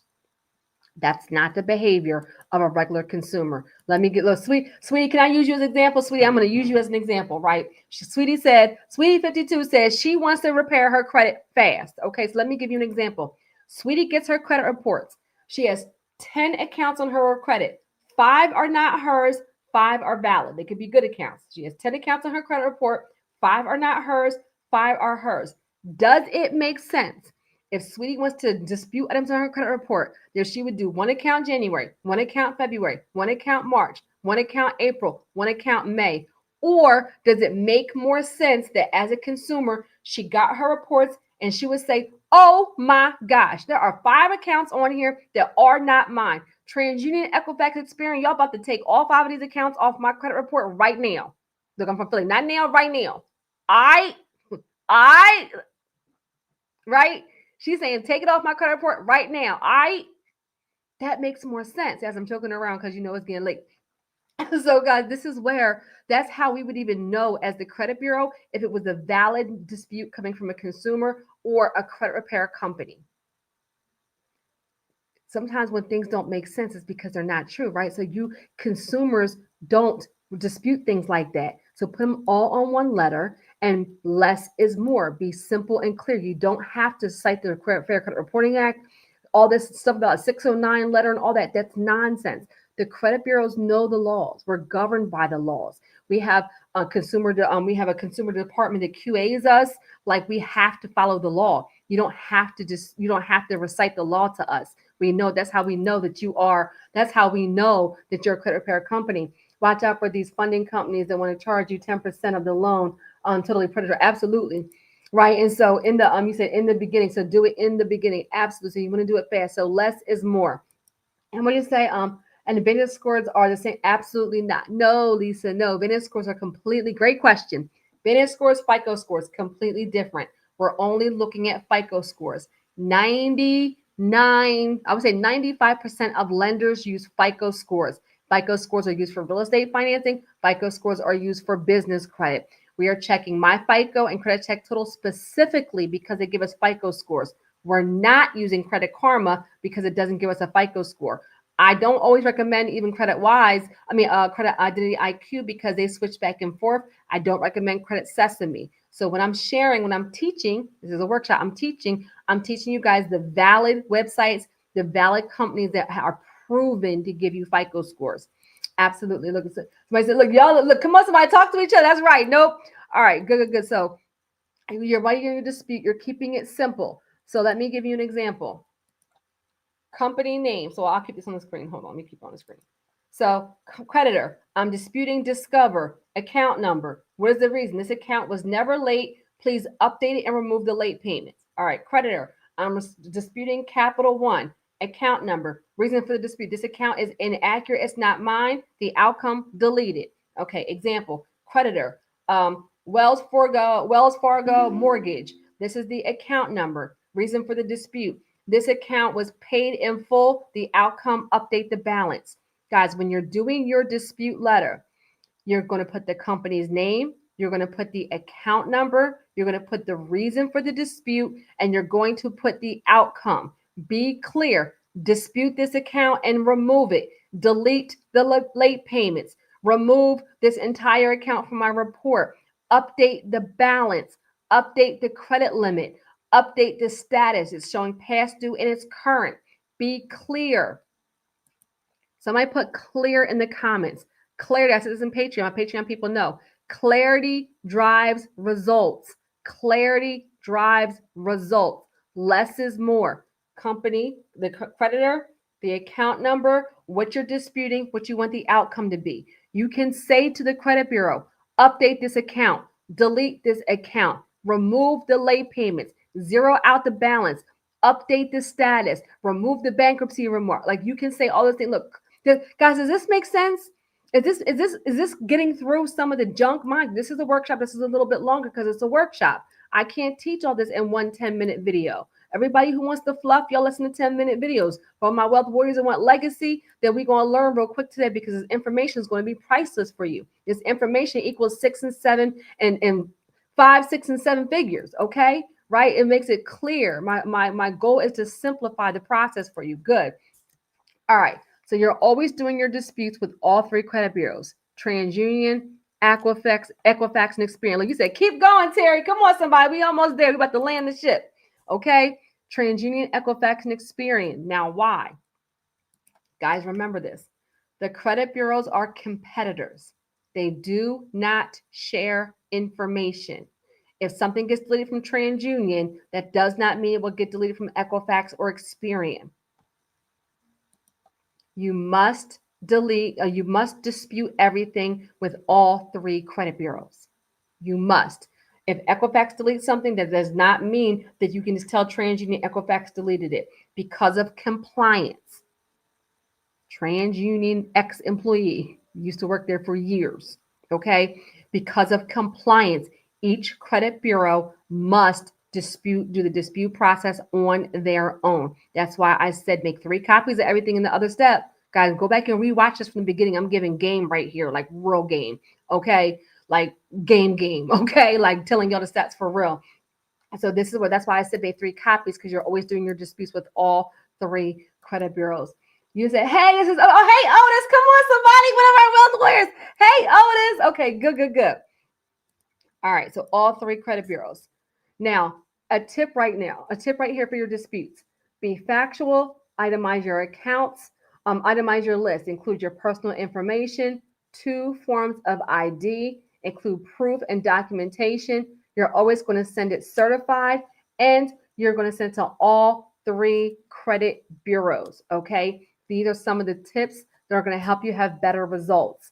Now, credit utilization. Always remember, a 30% and under is good, 10% and under is better. If you want a quick credit score increase, pay down your credit cards. Remember, that's 30% of your FICO scoring model. 30%, 30%, 30%. That's the second biggest bucket. Okay. And so if you want to, and this is something that AI can't do. This is something that AI can't do. This is something that a credit repair person cannot do. They cannot pay down your credit cards. They cannot pay down your lines of credit. So this is why I tell you guys a better use of that funding is to pay down your utilization on your own. Now, step number 7, we're almost there. Manage your investigation window. They have 30 days. Somebody put 30 in the comments. They have 30 days by law to complete your investigation. This is why I said send your letter certified so you know when you sent it out so you can manage this. You said, uh-oh, she's sipping water. You already know when I sip my water, right? They have 30 days by law. They have 30 days by law. They have 30 days. This is why I tell you guys, you shouldn't be in credit repair 6 months, 12 months, 24 months. A dispute takes 30 days. And nowadays it comes back even quicker than that. So from the time you send that letter all certified and the time that they receive it, they have 30 days and they're going to respond to you in writing. So manage that process and make sure you join our Patreon Wealth Warrior community. We have a live Zoom on the 11th at 7 p.m. All right, hold on. All right. And respond promptly. Oh, this is a big one right here too. Respond promptly if they ask for more information. So I'm going to use author this time. So author sends in a credit dispute. He sends in his proof of address, but he sends only one piece of proof of address and not a second piece. He forgets, and they need 2 pieces from him. They're going to send you a letter saying, author, we need a second form of ID. Guys, respond to that immediately because the longer you take, the longer the dispute process is going to take. So they have 30 days by law to investigate. But if they send you anything requesting for more information, respond promptly because now you are delaying the dispute process if you're taking forever. Credit score hack. Now, let me just put this all on the screen. Guys, this is going to help you. Somebody put hack in the comments. This hack right here, I did a whole video on this. This has helped people get 30 to 50 to 60 point increase by being strategic with paying down your credit card utilization. This is a hack. This is a hack. This is a hack. Look, come on, somebody, because a lot of times we have high maxed out credit cards. Come on, Robin, right? Come on, Sierra. Sierra said hack. Robin said hack. Look who we have right here. Author said hack, right? This is where, guys, we have maxed out credit cards because we're struggling financially, but you can still be strategic about this. So what I want you to do is to rank your credit cards in order by the credit limit. By the credit limit, you are going to tackle the lowest credit limit card first. You said this hack helped me buy a house. Come on, 5,000 minimum payment and don't give Otis some love. This hack helped me buy a house. Guys, utilization is huge for your score, and just paying down utilization in addition to disputes and credit builder accounts. If you just do your utilization strategically, you can get 30, 40, 50, 60 something points. Go ahead. I am so proud of you, Otis, because Otis executes. He's been part of our Wealth Warrior community. Congratulations. I am so proud of you. This hack helped me buy a house. You can't make this stuff up, okay? And so literally, like you said, look, everybody said congratulations. So this is what you're going to do, guys. If you have rank your credit cards by order of credit limit. You said closed. When did you say? Closed February 2024. I am so proud of you. We got to talk. We got to talk. We got to talk. I'm so proud of you. Congratulations. Yeah, that just, hold on. I can't just rush over that. Congratulations. Bought a house. I didn't put the stats up here, but less than 50%, I believe it's 48% of African Americans are homeowners in the USA. The numbers go, I think 73% Caucasian households. I think I'm doing the numbers off the top of my head. I don't have my phone on me, but so don't quote me on these. But 70 something for Caucasian households. Right underneath of them is I think Asian households, and then Hispanics. So the Asians I think are like around I think 60 something, and then Hispanic households are about like 48 or something, and then African American households are about like 43 or 44.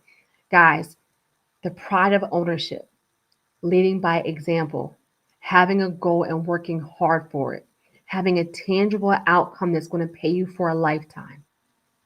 I don't want to step over this. Otis, I'm so proud of you, guys. And this is even Jesus. As a business owner, when I'm sharing information, you hope that people are getting it. You hope that people are executing. You hope that people are getting results. When I love, guys, share your stories with me. Share your comment on my videos and let me know. I got the credit card. I got the loan. I started the business. I retired my spouse. I started house hacking. Let me know. I don't know. I'm talking to a screen. I don't know unless you guys tell me. But when I hear stuff like this, it's just confirmation.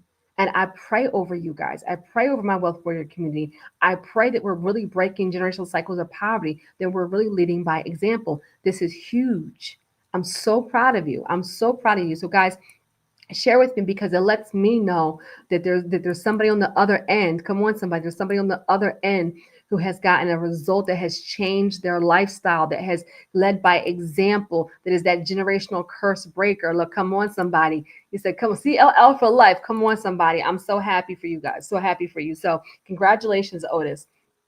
And so right here, guys, this is a wealth building ministry, y'all. This is a wealth building ministry, y'all. Amen. I absolutely love it. And so I said congratulations, yes, y'all. So the credit hack. So guys, put your cards in order by the credit limit, by the credit limit, by the credit limit. You are going to rank your cards and you are going to target the cards with the lowest credit limit first. So look, Sierra said, Amen. So let me give you an example. You have three credit cards, a credit card for $5,000, a credit card for $1,000, a credit card for $700. You are going to strategically tackle the lowest credit limit card first. So that $700 card, pay that down to a zero balance. Then that $1,000 card, pay that down to a zero balance. Your $5,000 card, maybe you don't have $5,000 right now. You're going to not charge it and just make the minimum payments. Now, why does this hack work? Guys, $500 on a $500 card is 100% utilization. $1,000 on $1,000 card is 100% utilization. $10,000 on a $10,000 card is 100% utilization. Well, sometimes we have maxed out credit cards, but we don't have 10,000. We don't have 1,000, but maybe we do have 500. Guys, the FICO nugget, the FICO scoring model averages the percent, the ratio. How many cards are at 0%? How many cards are at 50%? How many cards are at 100%? It's not necessarily looking at your balance, it's looking at the ratio. So zero, if you pay the $500 card down to zero, now that one card is 0% interest, 0% utilization. Now the $500 card is 0% utilization. You may still have the $10,000 card maxed out, but now you have one card at 0% utilization, one card at 100% utilization. The FICO scoring model will update, and now your overall utilization is 50% because you paid down that one card to zero. So it averaged it. What did you do? You lowered your credit utilization by being strategic with less money out of pocket. So you're always looking at your lowest credit limit cards and you're paying them first. You said that's what I'm talking about. Otis, come on, somebody. You said thank you all for the congratulations. It feels good. It feels good. Nugget. Be the energy that you want to attract. That means you be happy for other people as God is coming to bless you. Because when he blesses other people, that means he's in the neighborhood. Amen. Look, somebody say, I'm ready for my blessing. I'm all of that. I'm ready for my blessing. If you're ready for your blessing, there's proof. Success leaves clues. That means if he did it for one person, he'll do it for somebody else. He's no respecter of persons. Amen. All right, guys. So this is the credit hack. Take a screenshot of this if you need to. Okay. I told you I'm going to keep this workshop up for 24 hours and then that's it. All right. Now, where to go to get the money? Where to go to get the money? Guys, there are big banks, regional banks, credit unions, alternative lenders, and your current creditors. Look, come on, you said, I am ready come on, Wanderlust. I am ready for my blessings. Wanderlust. I love it. You love to travel. Look, I am ready. Amen. Shannon said amen. Look, Mrs. Wise said amen. So, guys, understand that the different creditors have different requirements.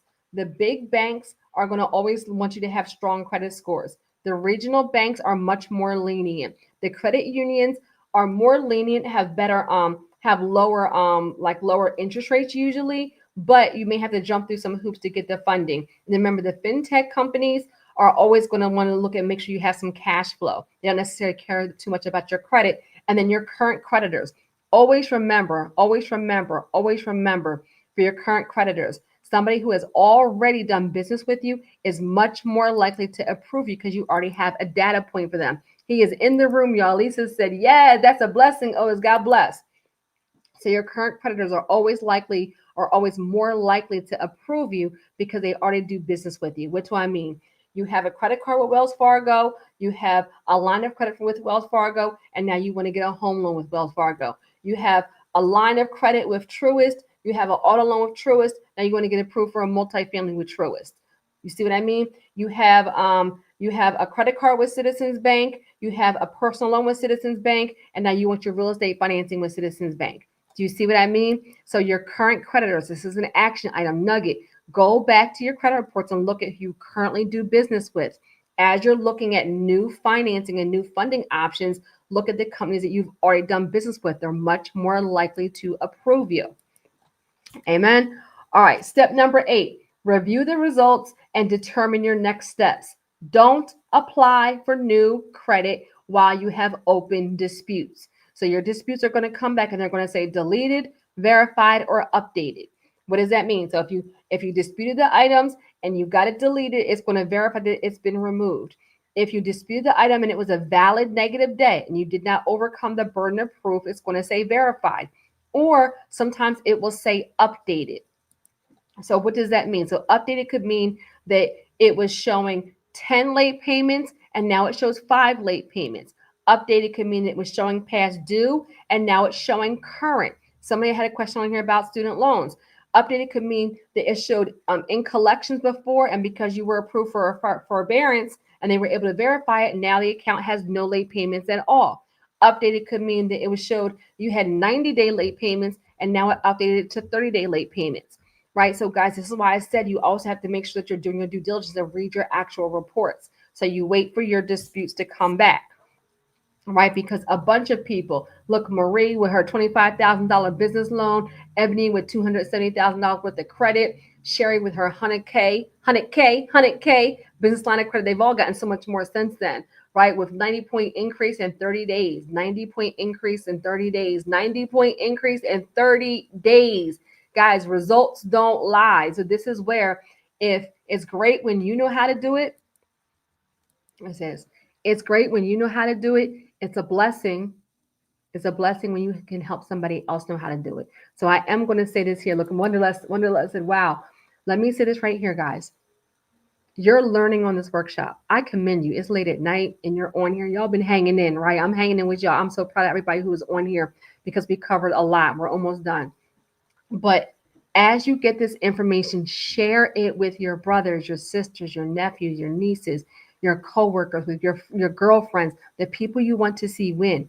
They don't talk about this in school. We don't talk about it in college. A lot of our families, we are the first generation wealth builders, first generation homeowners, first generation people trying to build legacy, right? And there's so much bad information out there.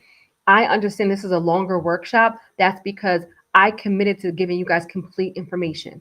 You can't get complete information in 10 minutes. And I said, this is for somebody. If it helps one person, then I've done my job. I've done my assignment, right? Because it's the wealth building ministry and I hold myself accountable to a higher power. And so it's like, share everything. Don't hold back. Don't be one of those content creators that you share some information. No, I'm giving it to you all. You don't even need me for credit repair. You can follow this blueprint, get your credit builder accounts, do your credit builder hack, and you don't even need me. That's why I said, liking, sharing, subscribe, and be part of our Wealth Warrior community, but I'm giving you everything for free. So the blessing is that you teach some, come on, each one teach one. that you share this information with somebody else because this information is not readily out there, especially in some communities. I'm gonna leave that at that. Okay, but I want you to know that other people have followed this exact same information and gotten massive results.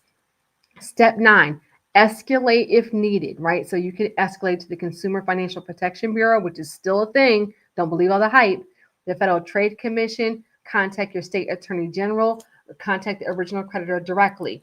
Now, what do I mean? Let me use Lisa, who's on here. Lisa has a valid dispute. She had an account and it was approved for a forbearance, and the creditor is showing late payments. She did the dispute process and the company is refusing to remove the late payments. Lisa has her documentation showing she was approved for forbearance. You can send that documentation to the Federal Trade Commission, the Consumer Financial Protection Bureau, your Attorney General, even to the original creditor. You can escalate if you have a valid dispute and documentation. You want to escalate it, or even if you have a valid dispute, even if you don't have documentation. Okay. So after you wait for the results to get back, you can escalate if needed. And then step number 10 is to clean up and monitor your reports and look for alternatives for negative items. So if you have some valid negative items, right? You said, that's why I'm going to get certified. I know that's right. Y'all still want me to do the certification, right? This is where you do pay for deletes or settlements for negative items. If there's valid negative items on here that are not removed, then your sole goal for anything negative, valid negative items, your sole goal is to have them completely deleted or at least be a zero balance. You cannot start transitioning into business credit if you have unpaid charge-offs, unpaid collections, unpaid repos, things of that nature. So your goal is deleted or a zero balance. Deleted or a zero balance for negative items. And if you do the dispute process and it does not get deleted, that's why I said keep your money, because you can use your money to negotiate a settlement. You can use your money to negotiate a pay for delete. Who child? Everybody take a deep breath. I think my brain hurts. Are y'all learning tonight? Is this good? All right. You said what would apply to personal information as well? What do you mean, Wonderlust? Describe this. Explain what you mean by your question, love. You mean like with the personal sweep? I have been trying to get an address removed and they refuse to do it. I even tried calling Experian and they refuse. Yeah, Experian is rough. Experian is rough. So you wouldn't be able to send them documentation. Send them documentation showing your current address. And then to be honest with you, a lot of times on there, they'll have the creditor who's reporting that information. Sometimes you can dispute getting that address removed from the actual creditor who deletes it from your credit report. And then you can go ahead and add that, show them proof. Send them proof. Yeah, you can definitely escalate with the Consumer Financial Protection Bureau, but you're going to have to show proof. Sometimes you can even show like pay stubs, bank statements, but you're going to show proof of your current address with the actual dispute. You say, okay. You see what I mean, love? Yes, absolutely. Escalating, and then we say, yes, ma'am. Okay, good. So escalate if needed. Now, nugget, right? Part of the reason why we're doing this is to transition into business credit, right? So I always say incorporate the thing that you love to do. So I'm going to put love in the comments. I always recommend that you building your business around something that you love. Everybody is a business owner. Oh, was that helpful, love? Thank you so much. Okay, good. And love, and join our Patreon Wealth Warrior community. You can join for like $10. I'm having a Zoom tomorrow where we can do even more. We're going to kind of deeper dive into this, but do something, create your business around something that you love, right? So King loves hip hop. So he has a hip hop podcast. He directs videos, right? Let me see who we have on here. We have Robin, do something around something you love, right? Sweetie, do something around something that you love. We have Otis. I know Author has a brand new ebook that he's launching. He did it around a subject that he loves. I always tell you guys, launch your business around something that you love. Who remembers? Now let's not fight tonight. Who remembers what I love to do? I built my business around something that I love to do. Y'all know what I love to do? Let's see if you can guess. I built my business around something that I love to do. I'm an electrician, y'all. Oh, okay, Otis, you're an electrician? You love electric? Look, come on, somebody. Do y'all know what I love to do? Is Mikkel on here? Mikkel, you talking. Oh, y'all make me sick. Y'all trying to say I talk too much? Y'all trying to say I talk too much? Oh, y'all got jokes? Yo, what time is it? Y'all got jokes at 10 o'clock at night? You said talk. Why you gonna say talk like that, King? Why you gonna say you gotta put all them K's like that? Or y'all being smart? I'll end this whole Zoom. I'll end this whole workshop and delete it on y'all. Why y'all? And you asked us what you love to do. And then when we said talk, you yelled at us. I'll delete this. Y'all trying to be smart? Y'all trying to be smart at 10 o'clock at night? All right, let me stop playing. But yes, incorporate. You said the truth hurts. All right, y'all. So incorporate, and so this is scripture, though, right? So each of you should use whatever gift you have received to serve others as faithful stewards of God's grace in its various forms, right? And so use your gift to serve. I use my gift talking to serve, to teach, to coach, to do speaking events, right? My gift is talking. My non-skills and experience is credit and finance. Put them together. I'm a God-fearing woman. You have a wealth building ministry, right? Come on, Darren. Darren has his acute. Wait, is that Darren? Hold on. Oh, that's not Darren. Hold on. Amen. Tomorrow, Darren, I was gonna say Darren has a workshop, has a session tomorrow. I thought you were Darren. Hey, Ninja, guys. I like to talk. My non-skills and experiences in finances and real estate. I'm a Christian, right? This is a wealth building ministry. And more importantly, credit changed my life. The marriage of them becomes a wealth building ministry. Why? Because every day you're not going to feel like it. I get on the Zooms, even and get on the workshops. I do this business even when I don't feel like it, because it is an honor to serve you. It is an honor to be part of your story. It is an honor to help my community. It is a blessing to be able to be a self-employed entrepreneur and help people while I'm building my empire. And as you transition into business credit, you can start using your credit, using your business to do things like buy vehicles in your business lane. That is the workshop I did last week, right? Turn something that would have been a liability into an asset. Why was it an asset? Because now my business owns collateral. It's a marketing machine. It gave me additional tax write-offs and it earned me additional income. So we're not saying you don't.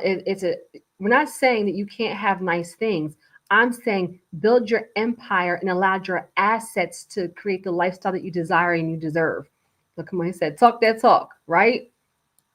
I don't own the car. My business owns the car. I don't own it. My business owns it. Because my business owns it, it's a tax write-off. Because my business owns it, it's collateral to buy to get other funding. Because it's wrapped, every time I drive it, I get new inquiries from my business.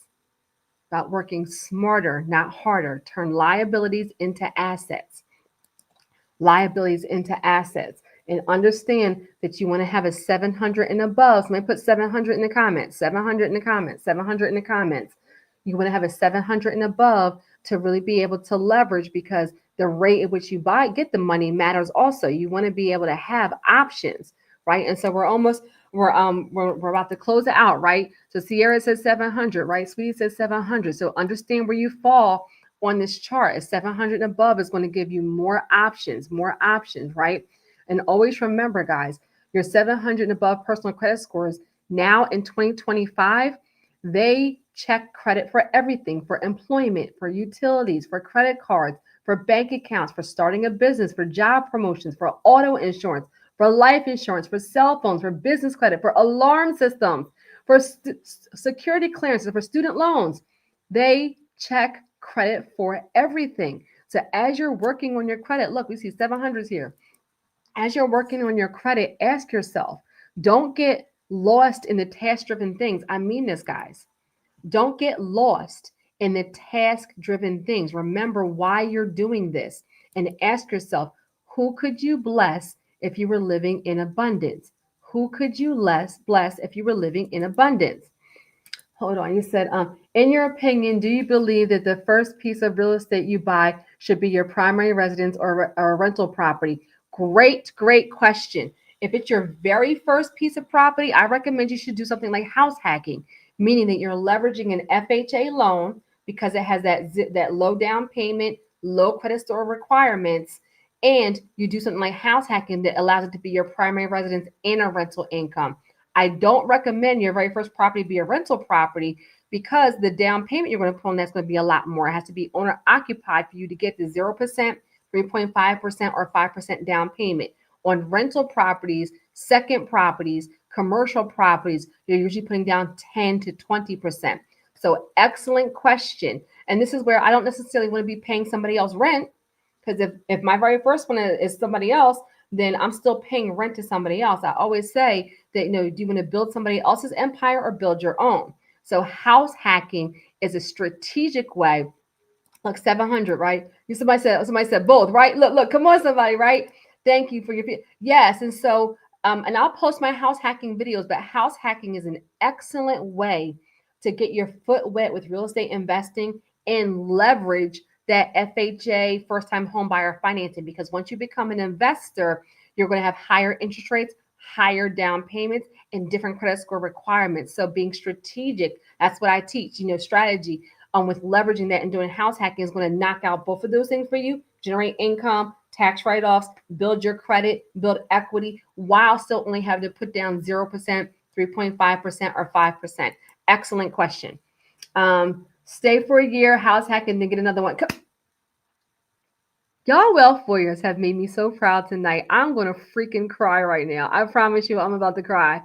I love seeing that you guys have learned. Yes, Otis, absolutely. House hacking means it only has to be owner occupied. For Wanderlust, house hacking means it only has to be owner occupied for 12 months. After the 12 months, you can move out and keep that rental property. Now you're on to the next one, but now you have an income producing asset already underneath your belt to help you continue to build. I love when y'all learn. And this is where, right, who are we doing it for?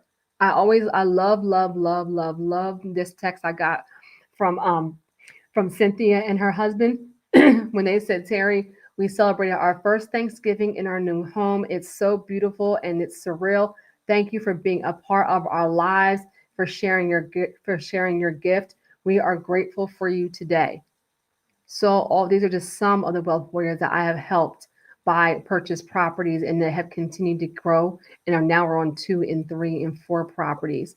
And so your next step, set a SMART goal. What do you need to do? When are you going to do it by? And give yourself action items, right? So it's going to be specific. I want to do house hacking, measurable. I need 640 credit score, 3.5% down, and I need to get my mortgage pre-approval. Attainable, relevant, and time bound. I'm going to do this by January. I'm going to do this by February, right? Because we're all building for somebody. For me, I'm a single mom of 3, so I'm building for my boys, Tez, Devin, and Blake, right? So it started me just wanting to change my life for my boys, and now it's become an international wealth building ministry. Why is that important? Because a good man leaves an inheritance to his children's children. A good man leaves an inheritance to his children's children. Let me say this right here. Guys, sometimes as believers, right, there is a negative connotation put to money and wealth. The love of money is evil, but his word does not say that we're supposed to be broke, busted, and disgusted.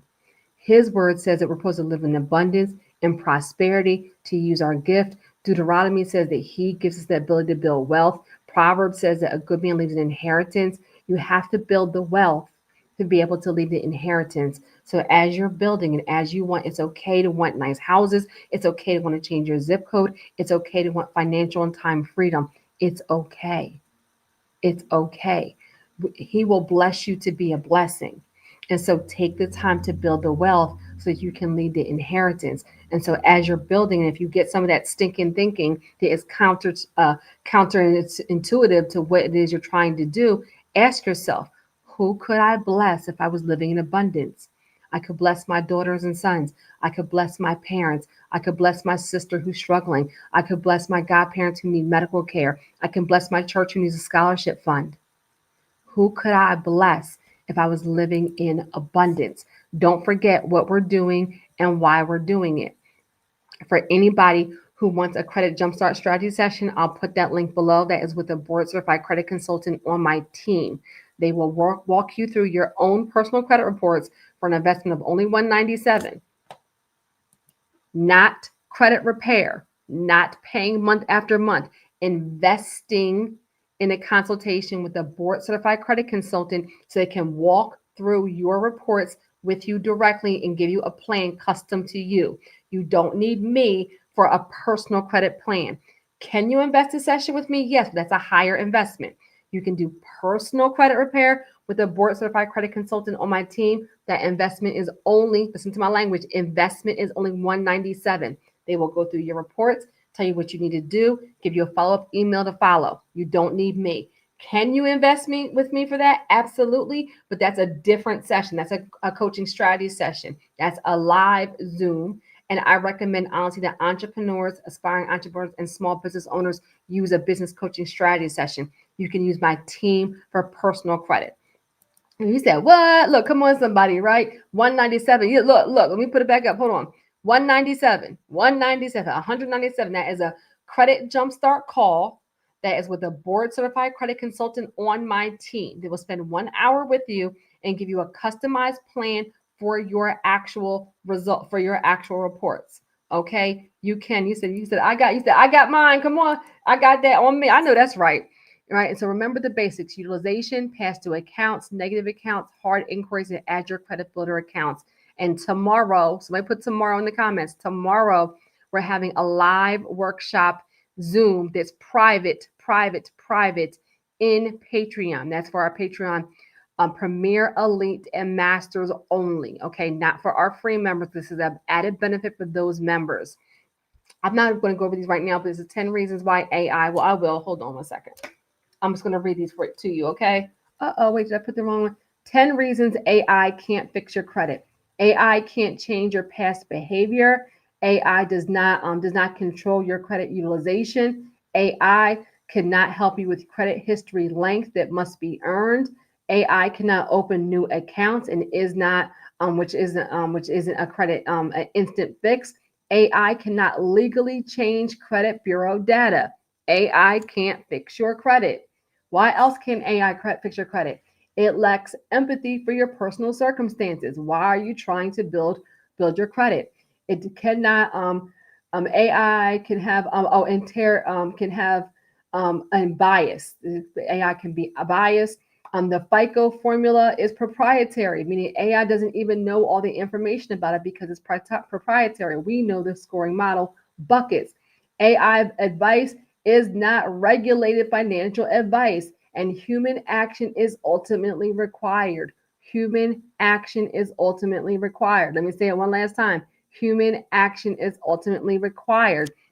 Like you said, you better join Patreon. Look, we'll see you tomorrow. I'll see Author tomorrow. I'm gonna see Camille tomorrow, right? And so I just want you guys to know that you still have to be part of this process. I'll also put the link in the description for you to join our Patreon Wealth for Your Community, guys. And that was a lot. If you stayed until the end, I'm so proud of you.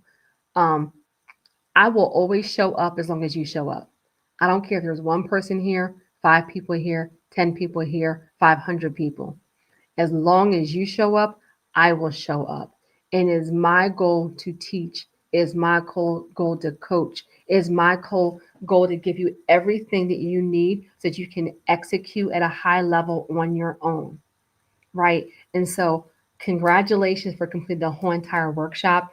I will post this for 24 hours. Watch it and rewatch it because I just gave this was a whole free masterclass. This was a masterclass. You said, I'm the first person, right? This wasn't even a workshop. This was you said, thank you for teaching. Come on, Robin. This was a whole free masterclass, not a course, not a webinar, a free masterclass. Do me a favor and share it with 5 people that you want to help them have a result. Guys, join Patreon so I can hold your hand through this process. You said, thank you for answering my questions. Yes, you're absolutely. Look, you're welcome, Wonderlust. Thank you for a comment and thank you. I hope you're a subscriber. I hope to learn more about you and work with you. And guys, just Jesus. I can teach you all the task-driven things. The task-driven things are actually easy. Don't lose sight of who's depending on you. Don't lose sight of why we're doing this. Don't lose sight of having a goal of real estate investing, of starting your business, of breaking generational cycles of poverty. Don't lose sight of what we're doing. And guys, it can get overwhelming. It can get frustrating. You're going to have up and downs because this is a process.